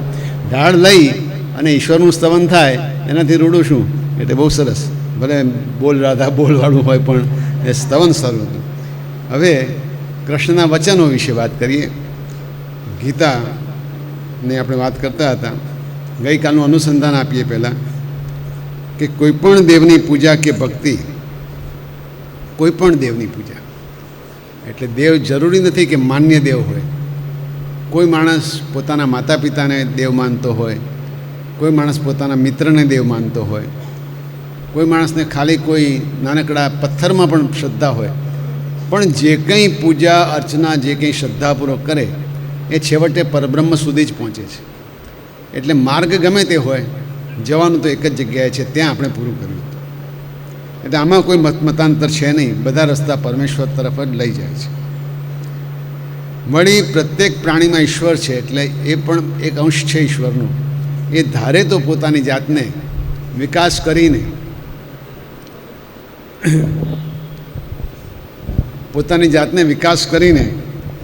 એ ઈશ્વરમય બનાવી શકે છે.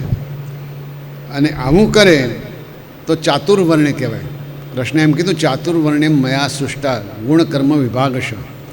એ ચાતુર્વર્ણ્ય એટલે બ્રાહ્મણ, ક્ષત્રિય, વૈશ્ય અને શૂદ્ર એવી 4 વર્ણ મેં એના કર્મ અને ગુણ જોઈને બનાવી, એમ કૃષ્ણે કીધું છે. ગીતામાં જે અર્થ છે એ અર્થ ગુણ અને કર્મ પ્રમાણે છે.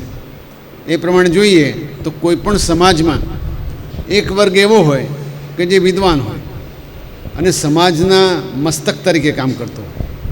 એક વર્ગ એવો હોય કે જે કર્મઠ હોય અને સમાજના ક્ષત્રિય તરીકે કામ કરતો હોય. આમ જુદા જુદા પોતપોતાની આવડતવાળા વર્ગો ભેગા થઈને સમાજનું કામ કરે તો યજ્ઞ જેવું કામ થાય, એવું કૃષ્ણે સમજાવવાની કોશિશ કરી છે. આમ સમાન ગુણધર્મવાળા વર્ગ બનાવી દરેકનો ઉત્કર્ષ કરવાથી પ્રગતિ થાય છે. પરમાત્મા પોતે કર્મ કરતા હોવા છતાં અકર્તા છે. એ પોતે કર્મ કરે છે પણ એમાં લેપાતા નથી.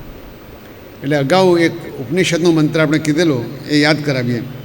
દ્વા સુપર્ણા સયુજા સખાય સમાનમ વૃક્ષમ પરિશસ્વ જાતે. એક વૃક્ષની કોટરમાં 2 પક્ષીઓ બેઠા છે અને બંને પક્ષીમાંથી એક પક્ષ છે એ વૃક્ષના ફળો ખાય છે, એની મજા માણે છે. બીજું પક્ષી માત્ર સાક્ષી તરીકે જોઈ રહ્યું છે. આજે હમણાં જે બૃહદારણ્યક ઉપનિષદનો શ્લોક લીધો એનો પણ એ જ અર્થ હતો કે આપણા શરીરરૂપી વૃક્ષમાં જે હૃદય કોટર છે, હૃદયની ગુફા છે, એમાં 2 પક્ષી છે. એક જીવાત્મા છે અને એક પરમાત્મા છે. જીવાત્મા બધું પોતે ઇન્દ્રિયો મારફતે ભોગવે છે, પરમાત્મા માત્ર સાક્ષી તરીકે રહે છે. જો જીવાત્મા ઇન્દ્રિયોને ભોગવવા તરફની પોતાની દ્રષ્ટિ છે એ ફેરવીને પરમાત્મા તરફ લઈ જાય, ખાલી એબાઉટ ટર્ન કરે, 180 ડિગ્રીનો ફેરફાર કરી દે તો એ પરમાત્મામાં બની જાય. પણ એનું ધ્યાન ભોગ તરફ છે. ભોગ તરફથી ધ્યાન હટીને પરમાત્મા તરફ જાય તો પરમાત્મા તો શરીરમાં બેઠેલો જ છે. આ સમજાવતું. એટલે એ જીવ એ છે કે જે ફળ ભોગની ઈચ્છા રાખે છે અને શિવ એ છે કે જે હંમેશને માટે તૃપ્ત છે, એ પરમાત્મા છે. એટલે આનો અર્થ એવો થયો કે જે નિષ્કામ ભાવથી કર્મ કરે છે એ કરતા હોવા છતાં પણ અકર્તા બને છે. આ ભોગની વાત વારંવાર આવે છે તો આપણને સમજાવે છે કે ભોગ કેવી રીતે આપણને નુકસાન કરે. એક સરસ મજાનો સંસ્કૃત શ્લોક છે કે કુરંગ માતંગ પતંગ ભૃંગ, કુરંગ માતંગ પતંગ ભૃંગ મીના હતા પંચભી એવ પંચ. કુરંગ એટલે હરણ. હરણને શબ્દ સાથે પ્રેમ છે. એ બહુ સરસ સંગીત વાગતું હોય, હરણ આકર્ષાઈને દોડી આવે અને શિકારી એવું સંગીત વગાડી હરણને પકડી લે. એનો જે શબ્દ પ્રત્યેની લાલસા છે, આસક્તિ છે, એનો લાભ લઈ શિકારી હરણને પકડી લેતો હોય છે. ગુજરાતીમાં એક કવિતા આવતી હતી વિદ્ધ મૃગ કરીને, કદાચ હાઈસ્કૂલમાં હતી કે નહીં, પણ કવિ કાંતે લખેલી છે. ત્યાં સુધી કે શિકારી પોતાનું બીન બજાવીને હરણને બોલાવે છે, બોલાવ્યા પછી એને મારી નાખે છે, પણ મરતા મરતા હરણ કહે છે બજાવી લે તારું બીન હજી હજી. એવી કંતની કવિતાની લીટીઓ મને હજુ યાદ છે. એટલે હરણની આસક્તિ શબ્દમાં છે, શબ્દની આસક્તિથી એ મરી જાય છે, પકડાઈ જાય છે. બીજો શબ્દ છે માતંગ. માતંગ એટલે હાથી. હાથીની આસક્તિ સ્પર્શમાં છે. હાથણી જોડે જ્યારે એ કેલી ક્રીડા કરતો હોય ત્યારે હાથીને શિકારીઓ ખાડો ખોદી ઉપર જાળ પાથરીને એને પકડી લેતા હોય છે. જો એ સજાગ રહે તો પકડાય નહીં, પણ હાથીને સ્પર્શનો એટલો બધો આસક્તિ છે કે એ વખતે પકડાઈ જાય છે. કુરંગ, માતંગ, પતંગ. પતંગ એટલે પતંગી. પતંગિયાને રૂપની બહુ આસક્તિ છે. દીવો સળગતો હોય એટલે પતંગીઓ રૂપ જોઈને દોડે, એટલે ક્ષમા પર જલે પરવાના એ વાત એમાંથી આવી. જેટલા પતંગિયા જેવા માણસો છે એ દીવા જેવા રૂપ ઉપર સળગી મળતા હોય છે. પતંગિયા અને દીવાની ક્ષમા અને પરવાનાની વાતો આમાંથી ઊભી થઈ છે. એને રૂપ ઉપર એટલી બધી આસક્તિ છે કે જાણતું નથી કે મારું મૃત્યુ આમાં છે. એ ત્રીજું થયું. શબ્દ, સ્પર્શ, રૂપ, રંગ, ભૃંગ. ભૃંગ એટલે ભમરો. ભમરાને રસમાં રસ છે. કમળ ઉપર જાય, કમળની સુગંધ જુએ એટલે એની અંદર જતું રહે, આખી રાત એમાં રોકાઈ જાય. એક ભમરો ધારે તો કમળને ચીરીને બહાર આવી શકે છે, એની પાસે ડંખ છે, પણ એવું કરી શકતો નથી. અને રાત્રે ધારો કે કોઈ હાથીઓનું ટોળું આવ્યું તો કમળ સાથે ભમરાને પણ કચડી નાખે. હા હંત હંત નલિમ ગજે ઉજ્જહાર. રાત્રે કમળમાં છુપાયેલો ભમરો માત્ર એની સુગંધની લાલસાને લીધે અંદર રોકાઈ ગયો અને એનું મૃત્યુ થયું. આ પણ મૃત્યુ થાય છે. છેલ્લું જે પંચમહાભૂતમાંનું છેલ્લું છે ગંધ, એટલે કે મીન. માછલીને મારવા માટે માંસનો ટુકડો પેલો માછીમાર નીચે ઉતારે પાણીમાં, એટલે એની અંદર માછલી ભરાઈ જાય, માંસનો ટુકડો લેવા જાય અને એની ગંધથી આકર્ષાઈને માછલી પકડાઈ જાય. આ જે આપણી આસક્તિ છે રસ, રૂપ, રંગ, ગંધ અને સ્પર્શની, એ આપણને મારી નાખે. થાય શું? આસક્તિ થાય એટલે લાલસા થાય. લાલસા થાય એટલે અધર્મથી મેળવવાની પણ ઈચ્છા થાય. અધર્મ ત્યારે આવે જ્યારે લાલસા ઉત્પન્ન થાય. ભગવાનને કર્મની ફળની આસક્તિ નથી, માટે એમને બધા કર્મ કરી શકે છે. આટલું સમજાવીને એક સારે કીધો કે આસક્તિ ન કરવી, ખાસ કરીને આવી આસક્તિથી તમે લાલચમાં ફસાવો છો. પણ પછી કે કર્મ કેટલા પ્રકારના? કર્મ બે પ્રકારના છે. એક તો નિશ્ચિત થયું છે તે કર્મ. નિશ્ચિત એટલે બાપ દાદાના વખતથી જે કર્મ આવતું હોય તે પણ કર્મ હોય, તમારા અભ્યાસને લીધે જે કર્મ હોય તે પણ કર્મ હોય. આમ ઈશ્વરે તમારા માટે જે નિયત કર્મ કર્યું છે એ કર્મ છે. અકર્મ, કામ ન કરવું તે અકર્મ છે. અને વિકર્મ જે નિશ્ચિત કર્મ છે એનાથી વિપરીત કરે. ઓફિસમાં નોકરી કરી હોય પણ ત્યાં જઈને પેલા કમ્પ્યુટર ઉપર ગેમ રમે તો એ વિકર્મ થયું.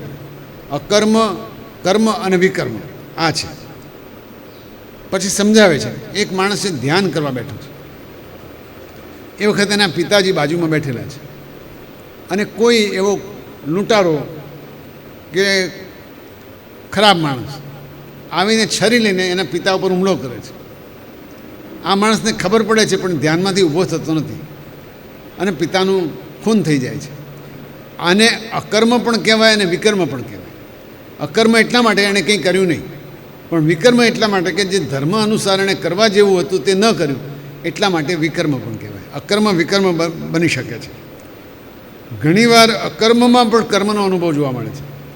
શાંતિથી બેઠો હોય પણ મનમાં આયોજન કરતો હોય કે આવતીકાલે કોને મારી નાખવો છે. એ છે અકર્મ પણ ખરેખર વિકર્મ કે કર્મ થઈ જાય છે.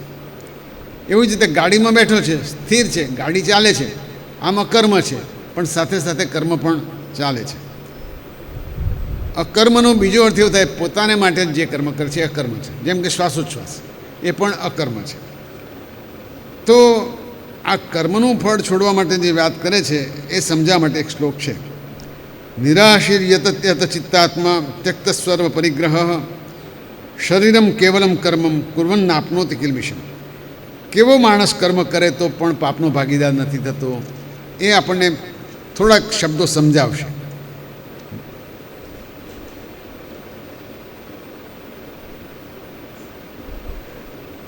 યદ્રચ્છયા લાભ સંતુષ્ટો દ્વંદ્વાનીતો વિમત્સર સમસિદ્ધવ અસિદ્ધવ છે કૃત્વાપી ન વિદધ્યતે. એક તો જે મળે એનાથી સંતોષ પામતો હોય તે. આ કર્મ કરવામાં બંધન ક્યારે ન થાય. જે મળે છે એનાથી સંતોષ પામતો હોય તે. આવા બહુ ઓછા માણસો હશે. સુખ દુઃખથી પર થાય તે દ્વંદ્વાતીત એવા પણ ઘણા ઓછા માણસો. ઈર્ષ્યા નથી કરતો તે વિમત્સર, એને પણ કર્મનું ફળ ભોગવવું પડતું નથી. સમસિદ્ધૌ ચ અસિદ્ધૌ ચ, સિદ્ધિ અસિદ્ધિ બંનેમાં પોતે સમતા ધારણ કરે છે તે. આ લોકોને કાર્ય કરે તો પણ કોઈ જાતનું બંધન થતું નથી. ગતસંગસ્ય મુક્તસ્ય જ્ઞાનાવસ્થિત ચેતસ યજ્ઞાય આચરત કર્મ સર્વં સમગ્રમ પ્રમિલિયત. હવે કહે છે જો ભોગોનો સંગ છોડ્યો હોય તો એ મુક્ત માણસ ગણાય અને એનું ચિત્ત જ્ઞાનમાં સ્થિર છે. એટલે આ વાત એવી રીતે કીધી કે કોઈ ગુલામ છે અને માલિકના કહેવાથી મનમાં ઈચ્છા ન હોય તો પણ કંઈ કામ કરે તો એનો દોષ નથી, કારણ કે એનું મન એમાં નથી. આવું લગભગ બધાને માટે થતું હશે. માલિકના કહેવાથી કરે પણ પોતાનું ચિત્ત એમાં ના હોય એટલે એને દોષ લાગે નહીં. આ એટલા માટે સમજાવ્યું કે ભગવાનનો ભક્ત પણ ઈશ્વરની પ્રેરણાથી કંઈ કામ કરે તો એને દોષ લાગતો નથી, પણ ઈશ્વરની પ્રેરણા સાચા કામ માટે હોવી જોઈએ. આવું જ અપરિગ્રહ માટે છે. અપરિગ્રહ કરનાર માણસ હંમેશા કંઈક ને કંઈક દુઃખ વેઠી લે છે. અતિસંગ્રહ તો બહુ ખરાબ છે. આમ સમજાવીને ગીતાજીમાં કેટલાક યજ્ઞોની વાત કરી છે. બ્રહ્મયજ્ઞ, દ્રવ્યયજ્ઞ, શરીર યજ્ઞ, બુદ્ધિયજ્ઞ, કર્મયજ્ઞ, સ્વાધ્યાય યજ્ઞ, જ્ઞાનયજ્ઞ. આપણે બધાની વિગત નહીં કરીએ, પણ બ્રહ્મયજ્ઞ સૌથી શ્રેષ્ઠ છે. દૈવ યજ્ઞ એટલે એવો યજ્ઞ કે જે ધારો કે ગાય દેવતા છે એને ઘાસ આપો એ દૈવ યજ્ઞ છે. વૃક્ષ દેવતા છે એને પાણી પાઓ એ પણ દૈવ યજ્ઞ છે. દ્રવ્ય યજ્ઞ, તમારી પાસેનું ધન કે વસ્તુ એનો યોગ્ય ઉપયોગ કરી અને કોઈકનું સારું, સમાજનું સારું કરો તો પણ એ દ્રવ્ય યજ્ઞ થાય છે. સૌથી સારો કહેવાય છે સ્વાધ્યાય યજ્ઞ. સ્વાધ્યાય યજ્ઞ અધ્યયન અને અધ્યાપન, પોતે ભણે અને બીજાને ભણાવે. આ પ્રકારના સત્સંગો પણ સ્વાધ્યાય યજ્ઞમાં જ ગણાય છે. શરત માત્ર એક છે કે આ યજ્ઞ રૂપે હોવા જોઈએ. વ્યવસાય રૂપે હોય તો એ યજ્ઞ ગણાય નહીં. છેલ્લે પછી કહે છે જ્ઞાન કેવી રીતે મેળવવું, કારણ કે હવે જ્ઞાન વિશેની વાત શરૂ થશે. જેને યાદ રહ્યું હોય એ વિચાર કરી શકે કે પહેલાં કર્મની વાત કરી, પછી પહેલાં સંખ્યાની વાત કરી, પછી કર્મની વાત કરી, હવે જ્ઞાનની વાત કરે છે. આ ત્રણેય રસ્તાથી ભગવાન તો મળે જ છે. ત્રણેય રસ્તા પોતપોતાની રીતે જુદા જુદા છે, પણ કયો રસ્તો લેવો એ માણસે નક્કી કરવાનો છે. જ્ઞાન કેવી રીતે મેળવવું? તદ્વિદ્ધિ પ્રણિપાતેન પરિપ્રશ્નેન સેવયા ઉપદેક્ષંતિ તે જ્ઞાનમ જ્ઞાનીના તત્વદર્શન. પહેલાં તો તદ્વિદ્ધિ પ્રણિપાતેન, પ્રણામ કરો. પોતે જેની પાસેથી જ્ઞાન મેળવવું છે એને પ્રણામ કરવું, વંદન કરવા જોઈએ. વિવેકથી પ્રશ્ન પૂછવો જોઈએ. વિવેકથી પ્રશ્ન પૂછે તો કોઈ પણ ગુરુ એનો યોગ્ય જવાબ આપી શકે. ઉપદેક્ષંતિ, ગુરુની સેવા કરવાથી ત્રણ રીતે કરી શકે. એક તો વંદન કરે, વિવેકથી પ્રશ્ન પૂછે અને પછી ગુરુની સેવા કરે તો જ્ઞાન મળે. જ્ઞાન શું? જ્ઞાન એ કે જે મોહનો નાશ કરે. જ્ઞાન એટલે ઇતિહાસ, ભૂગોળ, નાગરિક શાસ્ત્ર, ગણિત શાસ્ત્ર એવું નહીં. જ્ઞાન એટલે જે મોહનો નાશ કરે તે. મોહનો નાશ થાય તો શું થાય? સર્વભૂતાત્માનામ દર્શનમ, બધામાં હું છું અને મારામાં બધા છે. આ જે દિવસે જ્ઞાન થાય એ દિવસે જ્ઞાન થયું કહેવાય. કહે છે કે જ્ઞાનાગ્નિ સર્વકર્માણી ભસ્મસાત કુરુતે. એક વખતે જો જ્ઞાન થયું તો તમામ પ્રકારના કર્મો બળીને ભસ્મ થઈ જાય છે, એનું ફળ રહેતું નથી. આત્મજ્ઞાન સૌથી શ્રેષ્ઠ કહ્યું છે. હવે આત્મજ્ઞાન માટે એક ઉદાહરણ આપ્યું છે, એ સારું છે. ગુરુએ શિષ્યને બોલાવ્યો, એક પ્યાલો પાણી મંગાવ્યું અને કહ્યું કે આ પ્યાલામાં થોડું મીઠું નાખ. એટલે 2 ચમચી મીઠું નાખ્યું અને પછી એને મૂકી દેવા કીધું. બીજે દિવસે સવારે એણે કીધું કે પ્યાલામાં મીઠું દેખાય છે? એ કે મીઠું દેખાતું નથી. તો હવે તું ઉપરથી પાણી ચાખી જો. એણે પાણી ચાખ્યું, કેવું છે? કે ખારું છે. થોડું પાણી ઢોળાવી દીધું. હવે કે વચ્ચેથી પાણી ચાખ, કેવું છે? કે ખારું છે. બધું રેડાવી દીધું, થોડું બાકી રહ્યું કે ચાખી જો, કેવું છે? કે ખારું છે. તો મીઠું ક્યાં ગયું? એટલે મીઠું પાણી સાથે એકરૂપ થઈ ગયું છે. ગુરુ સમજાવે છે કે મીઠું જુદું નથી, અંદર જ છે. પણ આત્મા બધાના શરીરમાં છે, પણ એ આત્મા તું જ છે, આ સત્ય છે, એ દેખાય નહીં, એનો અનુભવ થઈ શકે. એટલે આ જ ખરું જ્ઞાન છે. મારામાં એ આત્મા છે, મારામાં એ પરમાત્મા છે, આ ખરું જ્ઞાન આ છે. અને એ જ્ઞાનની પ્રાપ્તિ માટેના 4 ઉપાય બતાવે છે. જો જ્ઞાન આજ મેળવવું છે આપણે, તો એના ઉપાય શું? 4 ઉપાય છે. એક તો શ્રદ્ધા હોવી જોઈએ. શ્રદ્ધા ન હોય તો જ્ઞાન ન મળે. એ પછી આત્મજ્ઞાન હોય કે શાળાનું જ્ઞાન હોય. શાળામાં પણ શ્રદ્ધા વગર જાય તો જ્ઞાન મળવાની શક્યતા ઓછી છે. પછી તત્પરતા હોવી જોઈએ. એ જ્ઞાન મેળવવાની તત્પરતા, મારે જ્ઞાન મેળવવું છે. ઇન્દ્રિય સંયમ હોવો જોઈએ. જપીને બેસવો જોઈએ ભણવા માટે, તો થાય. અને છેલ્લે યોગ સંસિદ્ધિ હોવી જોઈએ. એ સમજાવે છે કે આવું થાય તો શ્રદ્ધામાં ઘણું બધું બળ છે. કોઈ પણ જ્ઞાન અશક્ય નથી. શ્રદ્ધાથી જ્ઞાન મળી શકે. શ્રદ્ધાવાન લભતે ફલે. ઇન્દ્રિયનો સંયમ રાખો તો આખા શરીરમાં એક પ્રકારની એવી સ્થિરતા આવે છે, જ્ઞાન સરળતાથી મળી શકે. તત્પરતાનો અર્થ અહીંયા કર્તવ્ય પરાયણતા કહેવું છે. એટલે તમને જે કામ કરવાનું મન છે, જે શીખવાનું મન છે, એનામાં પરાયણતા હોવી જોઈએ. અને પછી કહે છે શ્રદ્ધાવાન લભતે જ્ઞાનમ તત્પર સંયતેન્દ્રિય જ્ઞાનમ લબ્ધ્વા પરામ શાંતિમ અચિરેણાધિગચ્છતિ અગ્નશ્ય અશ્રદ્ધાનમ ચ સંશયાત્મા વિનશ્યતિ નાયમ લોકોસ્તિ ન પરો ન સુખમ સંશયાત્મા. આ ઉપસંહાર જેવું છે. આખા એ નિબંધનો સારે કહે છે શ્રદ્ધા હોય તો જ્ઞાન મળે.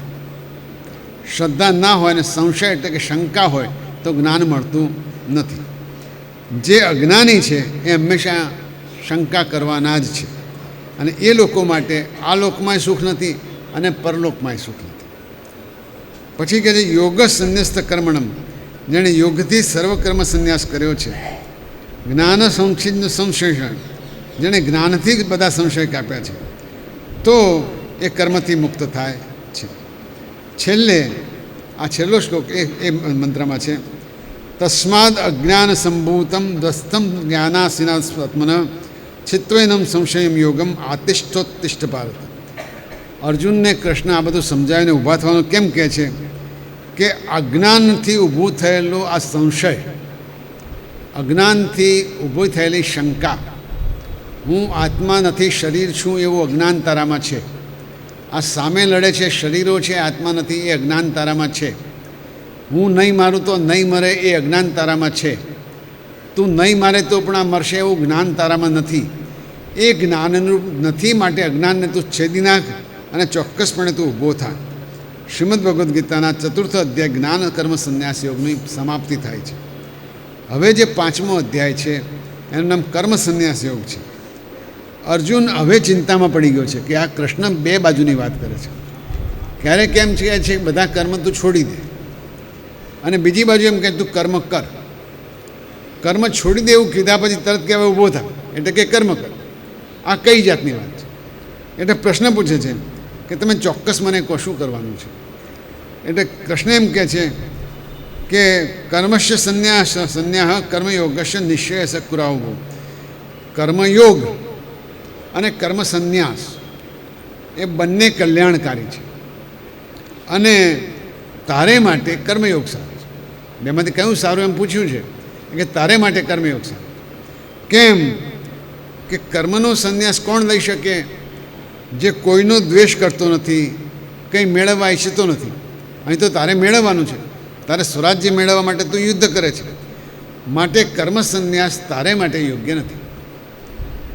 આ 2 જુદા નથી, બંને એક જ છે. ફળ એક જ છે, એકરૂપ જ છે. પણ પોતાની પ્રવૃત્તિ કેવી છે અને પોતાની પ્રકૃતિ કેવી છે એ રીતે માણસે નક્કી કરવું પડે. અર્જુનની નૈસર્ગિક પ્રવૃત્તિ અને પ્રકૃતિ શમ દમ એ બધી નથી. એ સામાન્ય રીતે લડવૈયો છે. અને એટલે માટે એને માટે કર્મયોગ સારો છે, કર્મ સંન્યાસ સારો નથી.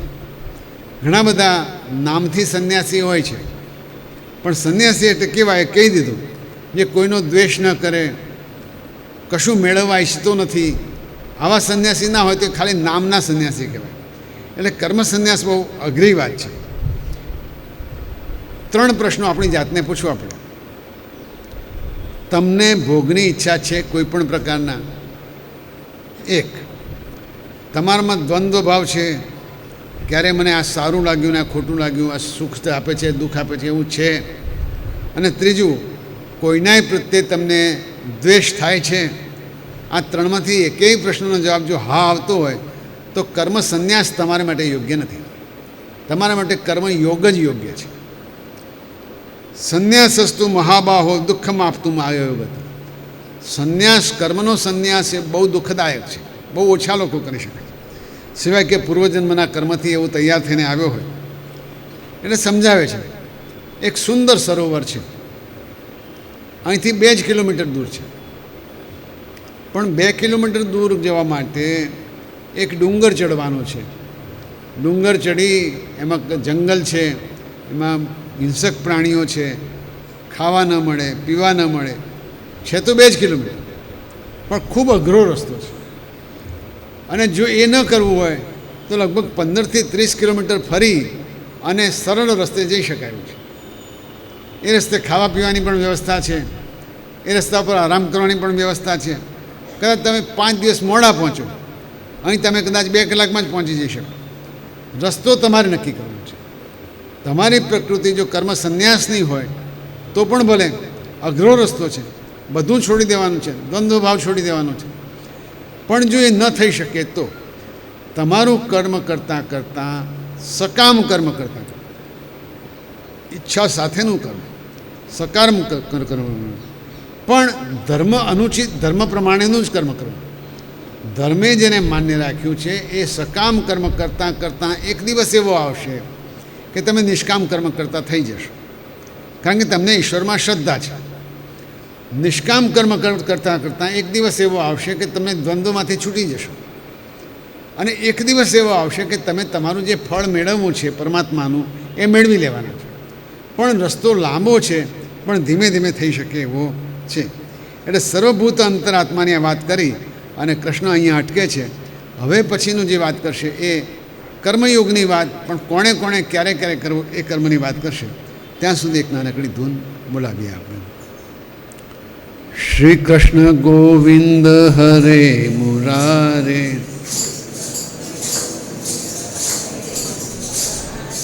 શ્રી કૃષ્ણ ગોવિંદ હરે મુરારે,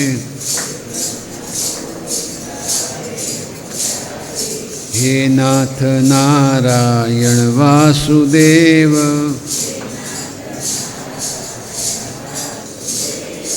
શ્રી કૃષ્ણ ગોવિંદ હરે મુરારે, હે નાથ નારાયણ વાસુદેવ,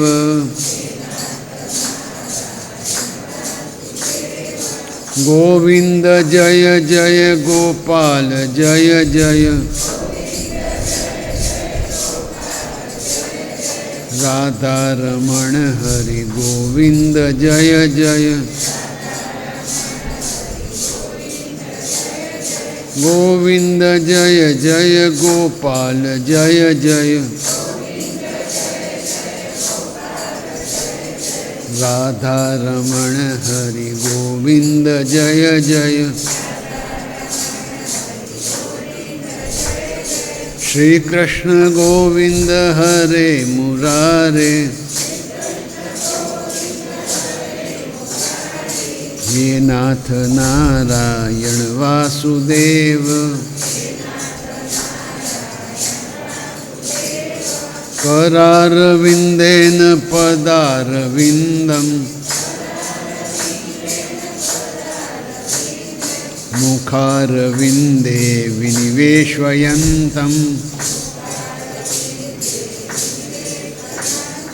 वटस्य पत्रस्य पुटे शयानम् बालं मुकुन्दं मनसा स्मरामि, बालं मुकुन्दं मनसा स्मरामि, बालं मुकुन्दं मनसा स्मरामि, શ્રી કૃષ્ણ ગોવિંદ હરે મુરારે,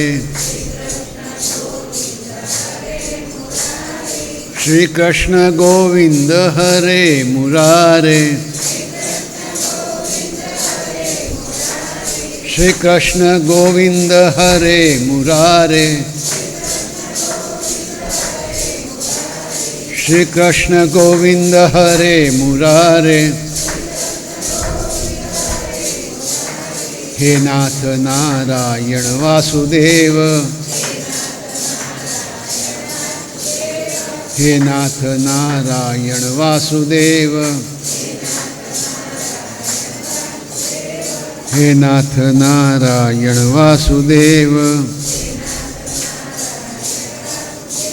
શ્રી કૃષ્ણચંદ્ર ભગવાન કી જય, દ્વારિકાધીશ કી જય, રણછોડ રાય કી. શ્રી કૃષ્ણના ગુણગાન ગાયા પછી અને કૃષ્ણના ગીતાના અંશો સાંભળ્યા પછી આપણને એમ થાય કર્મમાંથી મુક્ત થઈ જઈએ, કર્મફળ છોડી દઈએ, આ બધા વિચારો આવે. પણ એ અઘરું છે. માયામાં ફસાયેલો જીવ સરળતાથી આ બધું કરી શકતો નથી. ઘણા લાંબા સમય સુધી અને ઈશ્વરની કૃપા હોય તો જ ભગવાનમાં ભક્તિ દ્રઢતાથી કરવાનું મન થતું હોય છે. એક મોટું જંગલ હતું. જંગલમાં અનેક પ્રકારના પ્રાણીઓ રહેતા હતા. વાઘ, સિંહ, જીરાફ, સાપ, અનેક ભયંકર પશુઓ હતા. પણ બધા પશુઓ એ જંગલના છેડે રહેલા એક કંદરામાં રહેલા એક ગજરાજથી બહુ બીતા હતા. હાથી બહુ જ પ્રચંડ શક્તિવાળું હતું અને હાથીનો મોટો પરિવાર હતો. ઘણી બધી આથણીઓ, હાથીના મદનિયા બચ્ચા. હાથી જ્યારે ધમ ધમ કરતો જંગલમાંથી નીકળે તો બધા ધ્રુજી જાય, આખી ધરણી ધ્રુજે. હાથી મત્ત છે, એના માથામાંથી પણ મદ ઝરે છે. પ્રચંડ કાયાવાળો હાથી આથણીઓને બચ્ચાને લઈને નીકળે ત્યારે કોઈ રાજા મહારાજા જેવો લાગે છે. અને જંગલમાં કોઈની સિંહની તાકાત નથી કે આ હાથીને કંઈ હાથ લાગે. દરરોજનો નિયમ છે, હાથી આથણીઓને લઈને, બચ્ચાઓને લઈને જંગલના એક છેડે આવેલી નદીમાં પાણી પીવા જતો હોય છે. રોજનું કામ છે. આપણે જોયું કે હાથીને સ્પર્શની આસક્તિ છે. હાથી જંગલમાં જઈ, નદીમાં જઈ નાહવા જાય, હાથણીઓ સાથે નાહવા પડે, એકબીજા સામે સૂંઢથી પાણી ઉછાળે, ફુવારા ઉછાળીને એકબીજાને નવડાવે. હાથી ખૂબ જ પોતાના જ કામમાં એટલો બધો મગ્ન થઈ જાય છે કે ઘણા લાંબા સમય સુધી સ્નાન કરી અને ખુશ થઈ હાથી, આથણીઓ, બચ્ચા બધા પોતાના ઘરે જતા હોય છે. આનંદથી જીવન વ્યતીત થતું હોય છે. કોઈ રાજા મહારાજાને શરમ આવે એવું સરસ મજાનું જીવન આ હાથી અને આથણીઓ જીવી રહ્યા છે. એક દિવસે આ જીવનમાં મુશ્કેલી ઊભી થઈ ગઈ. હાથી નદીમાં નાહવા પડ્યો છે. એ જ વખતે એક જબરજસ્ત મગરે આવીને હાથી તરફ ધીમે ધીમે સરકવા માંડ્યું છે. હાથી તો પોતાના સ્નાનમાં મશગુલ છે, એને કોઈની ચિંતા નથી. આ એનો વિસ્તાર છે અને દરરોજ આવી રીતે આવે છે. જેમ કોઈ પણ માણસ પોતાના જીવનમાં જે મજા કરતો હોય એવી જ મજાથી હાથી પણ પોતાનું જીવન વિતાવતો હોય એમ સ્નાન કરી રહ્યો છે. બાળ બચ્ચા, આથણીઓ સાથે એવી મજા છે અને સમય પસાર થતો જાય છે. પેલો મગર ધીમે ધીમે સરકતો આવીને મધ્ય પાણીમાં જ્યાં હાથી છે ત્યાં આવીને પગ પકડે છે. હાથીનો પગ પોતાની પ્રચંડ દાઢમાં મગરે પકડ્યો છે. હાથીને થયું કે આ શું, મારો ગજરાજનો પગ પકડે. હાથીએ જોરથી પગ હલાવ્યો છે. મગર પણ બહુ શક્તિશાળી છે. જેમ હાથીનું સ્થાન જમીન ઉપર છે એમ મગરનું સ્થાન પાણીમાં છે. મગર પ્રચંડ છે. હાથી પણ હિમાલય જેવો મોટો હોય એવો મહાન પહાડ જેવો હાથી છે. અડધી નદીને બરોબર આડી કરીને મગર સૂતો છે. મોઢામાં પગ લીધો છે હાથીનો. હાથી ચિંધાડ નાખે છે. ખૂબ પ્રયત્ન કર્યા છે. 5 કલાક, અડધો કલાક, પોણો કલાક, કલાક, મગર પગ છોડે એમ નથી. હાથણીઓ ભેગી થઈને હાથીને સૂંઢથી વીંટાળીને ખેંચવા માંડી છે. કોઈનો ગજ વાગતો નથી. કિનારે આવવાની તો વાત જવા દો, પાણીમાં મગરની સાથે હાથી ધીમે ધીમે મધ્ય પાણીમાં તણાતો જાય છે. હાથી ખૂબ મથ્યો છે. જેમ માણસો પોતાની જિંદગીમાં કંઈક કરવા માટે ખૂબ મથતા હોય છે, અને એમ જ માનતા હોય છે કે આ તો થઈ જ જવાનું છે. હાથી પણ એમ જ વિચારે છે કે આ તો થઈ જ જવાનું છે. પણ કાળ જેવો મગર આજે આવીને પગ પકડીને એવો ઊભો છે. હાથી થાક્યો, ખૂબ થાક્યો છે. છતાંય હાથણીઓ રડે છે, મદનિયા બહાર નીકળી ગયા છે, રડે છે. આખી માયા બહાર ઊભી છે. કંઈ થઈ શકતું નથી. જ્યારે કાળ આવે ત્યારે કશું જ થતું નથી. એ વખતે ભલભલાના હાંજા ગગડી જાય છે. ગજરાજના હાંજા પણ ગગડી ગયા છે. ગજરાજ દુઃખી થઈ ગયા છે. હું હાથી, હું ગજરાજ, મારી આ દશા. પહેલાં ગુસ્સો આવ્યો છે, પછી દુઃખી થયા છે. પણ પૂર્વજન્મનું પુણ્ય હશે તો ઈશ્વર યાદ આવે છે. હંમેશા એવું જ બને છે. પહેલાં અહંકાર, પછી તાકાતથી લડવાનું, પછી થાકી જવાનું, અને છેવટે ભગવાનના ભરોસે છૂટી જવાનું. ગજરાજે જે સ્તુતિ કરી છે એને ગજેન્દ્ર મોક્ષના નામે શ્રીમદ ભાગવતમાં સરસ રીતે લખવામાં આવ્યું છે. અને થોડાક શ્લોકો આપણે લઈએ, કારણ કે હાથીએ જે ભગવાનની સ્તુતિ કરી છે એ શ્લોક બહુ સરસ છે અને જાણવા જેવા છે. ઓમ નમો ભગવતે તસ્મૈ યતે તચ્ચિદાત્મકં પુરુષાયાદિ બીજાય પરેશાયા વિધીમહિ. ભગવાનનું ચિંતન પરમાત્મા સ્વરૂપે કર્યું છે. દેવોના દેવ પરબ્રહ્મ પરમાત્માનું ચિંતન કરે છે. હે ભગવાન, તમને વંદન છે. તમે જ બધું કરો છો. યસ્મિન નિદમ યતશ્ચેદમ એનેદમ યૈદમ સ્વયં યુસ્માત પરસ્માચ્ચ પરસ્તમ પ્રપદ્યે સ્વયંભૂ. જેનાથી આ બધું છે, જે આ બધું છે, જેમાં આ બધું છે, અને જે પોતે જ આ બધું છે. આપણે 21 દિવસથી આ જ વાત કરી રહ્યા છીએ. સર્વ એ છે, સર્વમ બ્રહ્મમયમ, બધું જ બ્રહ્મ છે. યુસ્માત પરસ્માચ્ચ પરસ્તમ પ્રપદ્યે સ્વયંભૂમ. હે ભગવાન, પ્રપદ્યે, હું તમારે શરણે આવું છું. પહેલા શ્લોકમાં ક્રિયાપદ હતું ધીમહી પરેશાયા ધીમહી, હું તમારું ધ્યાન કરું છું. બીજા શ્લોકમાં ક્રિયાપદ છે પ્રપદ્યે, હું તમારા શરણે આવું છું. યસ્વાત્મનેદમ નિજમાયાર્પિતમ ક્વચિદ વિભાતમ ક્વચ તત્તિરોહિતમ અવિદ્દૃક સાક્ષિભયમ તદીક્ષતે સ આત્મમૂળો વતુ મામ પરાત્પર. જેમની માયાથી આ વિશ્વ રચાયેલું છે, જે ક્યારેક દેખાય છે, ક્યારેક નાશ પામે છે, તે ઉભય સ્થિતિમાં પણ જેઓ કેવળ તેને સાક્ષી રૂપે જોઈએ છે, તે ભગવાન મારું રક્ષણ કરો. હવે ક્રિયાપદ છે રક્ષણ કરો. પહેલું ક્રિયાપદ હતું ધ્યાન કરું છું. બીજું ક્રિયાપદ છે શરણે જાઉં છું. અને ત્રીજા જ શ્લોકમાં કહે છે રક્ષણ કરો. ભલભલા માંધાતાઓ આ ભૂમિ ઉપર આવ્યા, રાજ્ય કરીને ઢળી પડ્યા. ભલભલા વિદ્વાનો આવ્યા, વિદ્વત્તા બતાવીને ઢળી પડ્યા. સૌનો એક જ અંત છે. પ્રવીણભાઈ એ જ કીધું. એટલે માટે ભગવાનની છેલ્લી ઘડીએ સ્તુતિ કરવી પડે. એ સ્તુતિ જો પહેલેથી કરી હોય તો છેલ્લે મગર આવીને જ્યારે પગ પકડે ત્યારે કમસે કમ તમારા પરિવારની સાથે શાંતિથી જીવ છોડી શકાય. મોટે ભાગે ગજેન્દ્ર મોક્ષને સાંભળ્યા પછી આવી ભાવના થવી તો જોઈએ.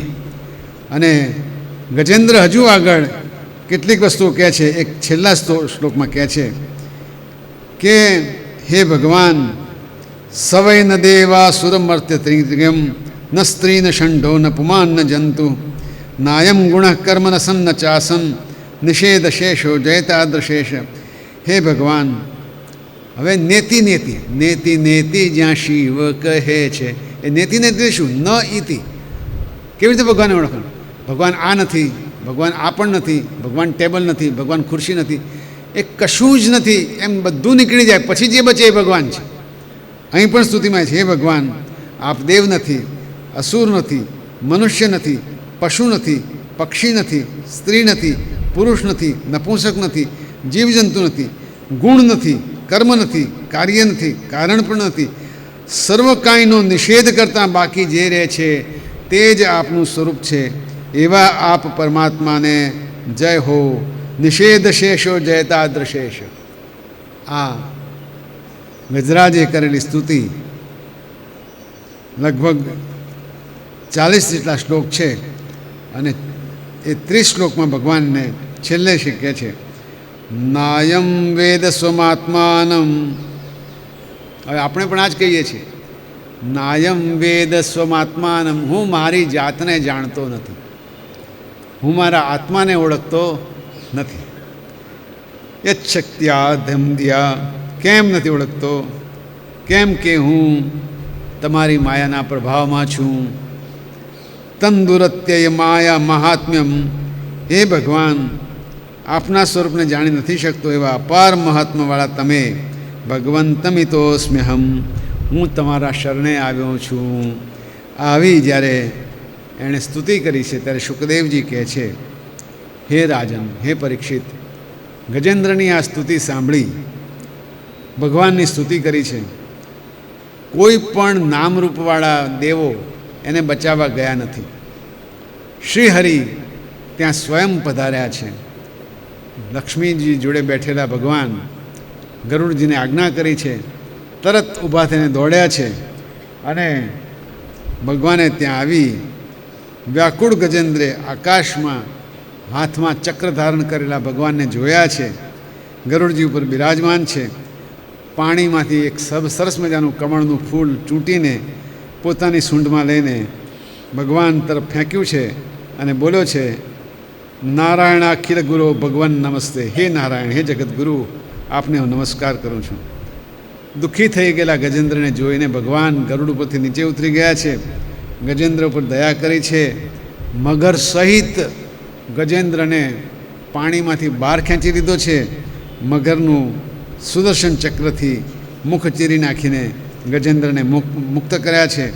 હે પરીક્ષિત ભગવાન રાજન, ભગવાન શ્રી કૃષ્ણ પ્રભુનો આ મહિમા અને ગજેન્દ્ર મોક્ષની આ કથા કળિયુગમાં કળિયુગથી ઉત્પન્ન થનારા પાપના દૂર કરનારી છે, યશ અને સ્વર્ગ આપનારી છે. હે રાજન, જે મનુષ્યો સવારે વહેલા બ્રાહ્મ મુહૂર્તમાં ઉઠીને મારી આ સ્તુતિ કરશે તેમને હું મૃત્યુકાળે નિર્મળ બુદ્ધિ પ્રદાન કરીશ એવું ભગવાન શ્રી હરિએ વચન આપ્યું છે. બોલો શ્રી કૃષ્ણ કનૈયા લાલ કી, નારાયણ ભગવાન કી જય. ભગવાનની આ સ્તુતિ કર્યા પછી હવે આપણે આરતીની તૈયારી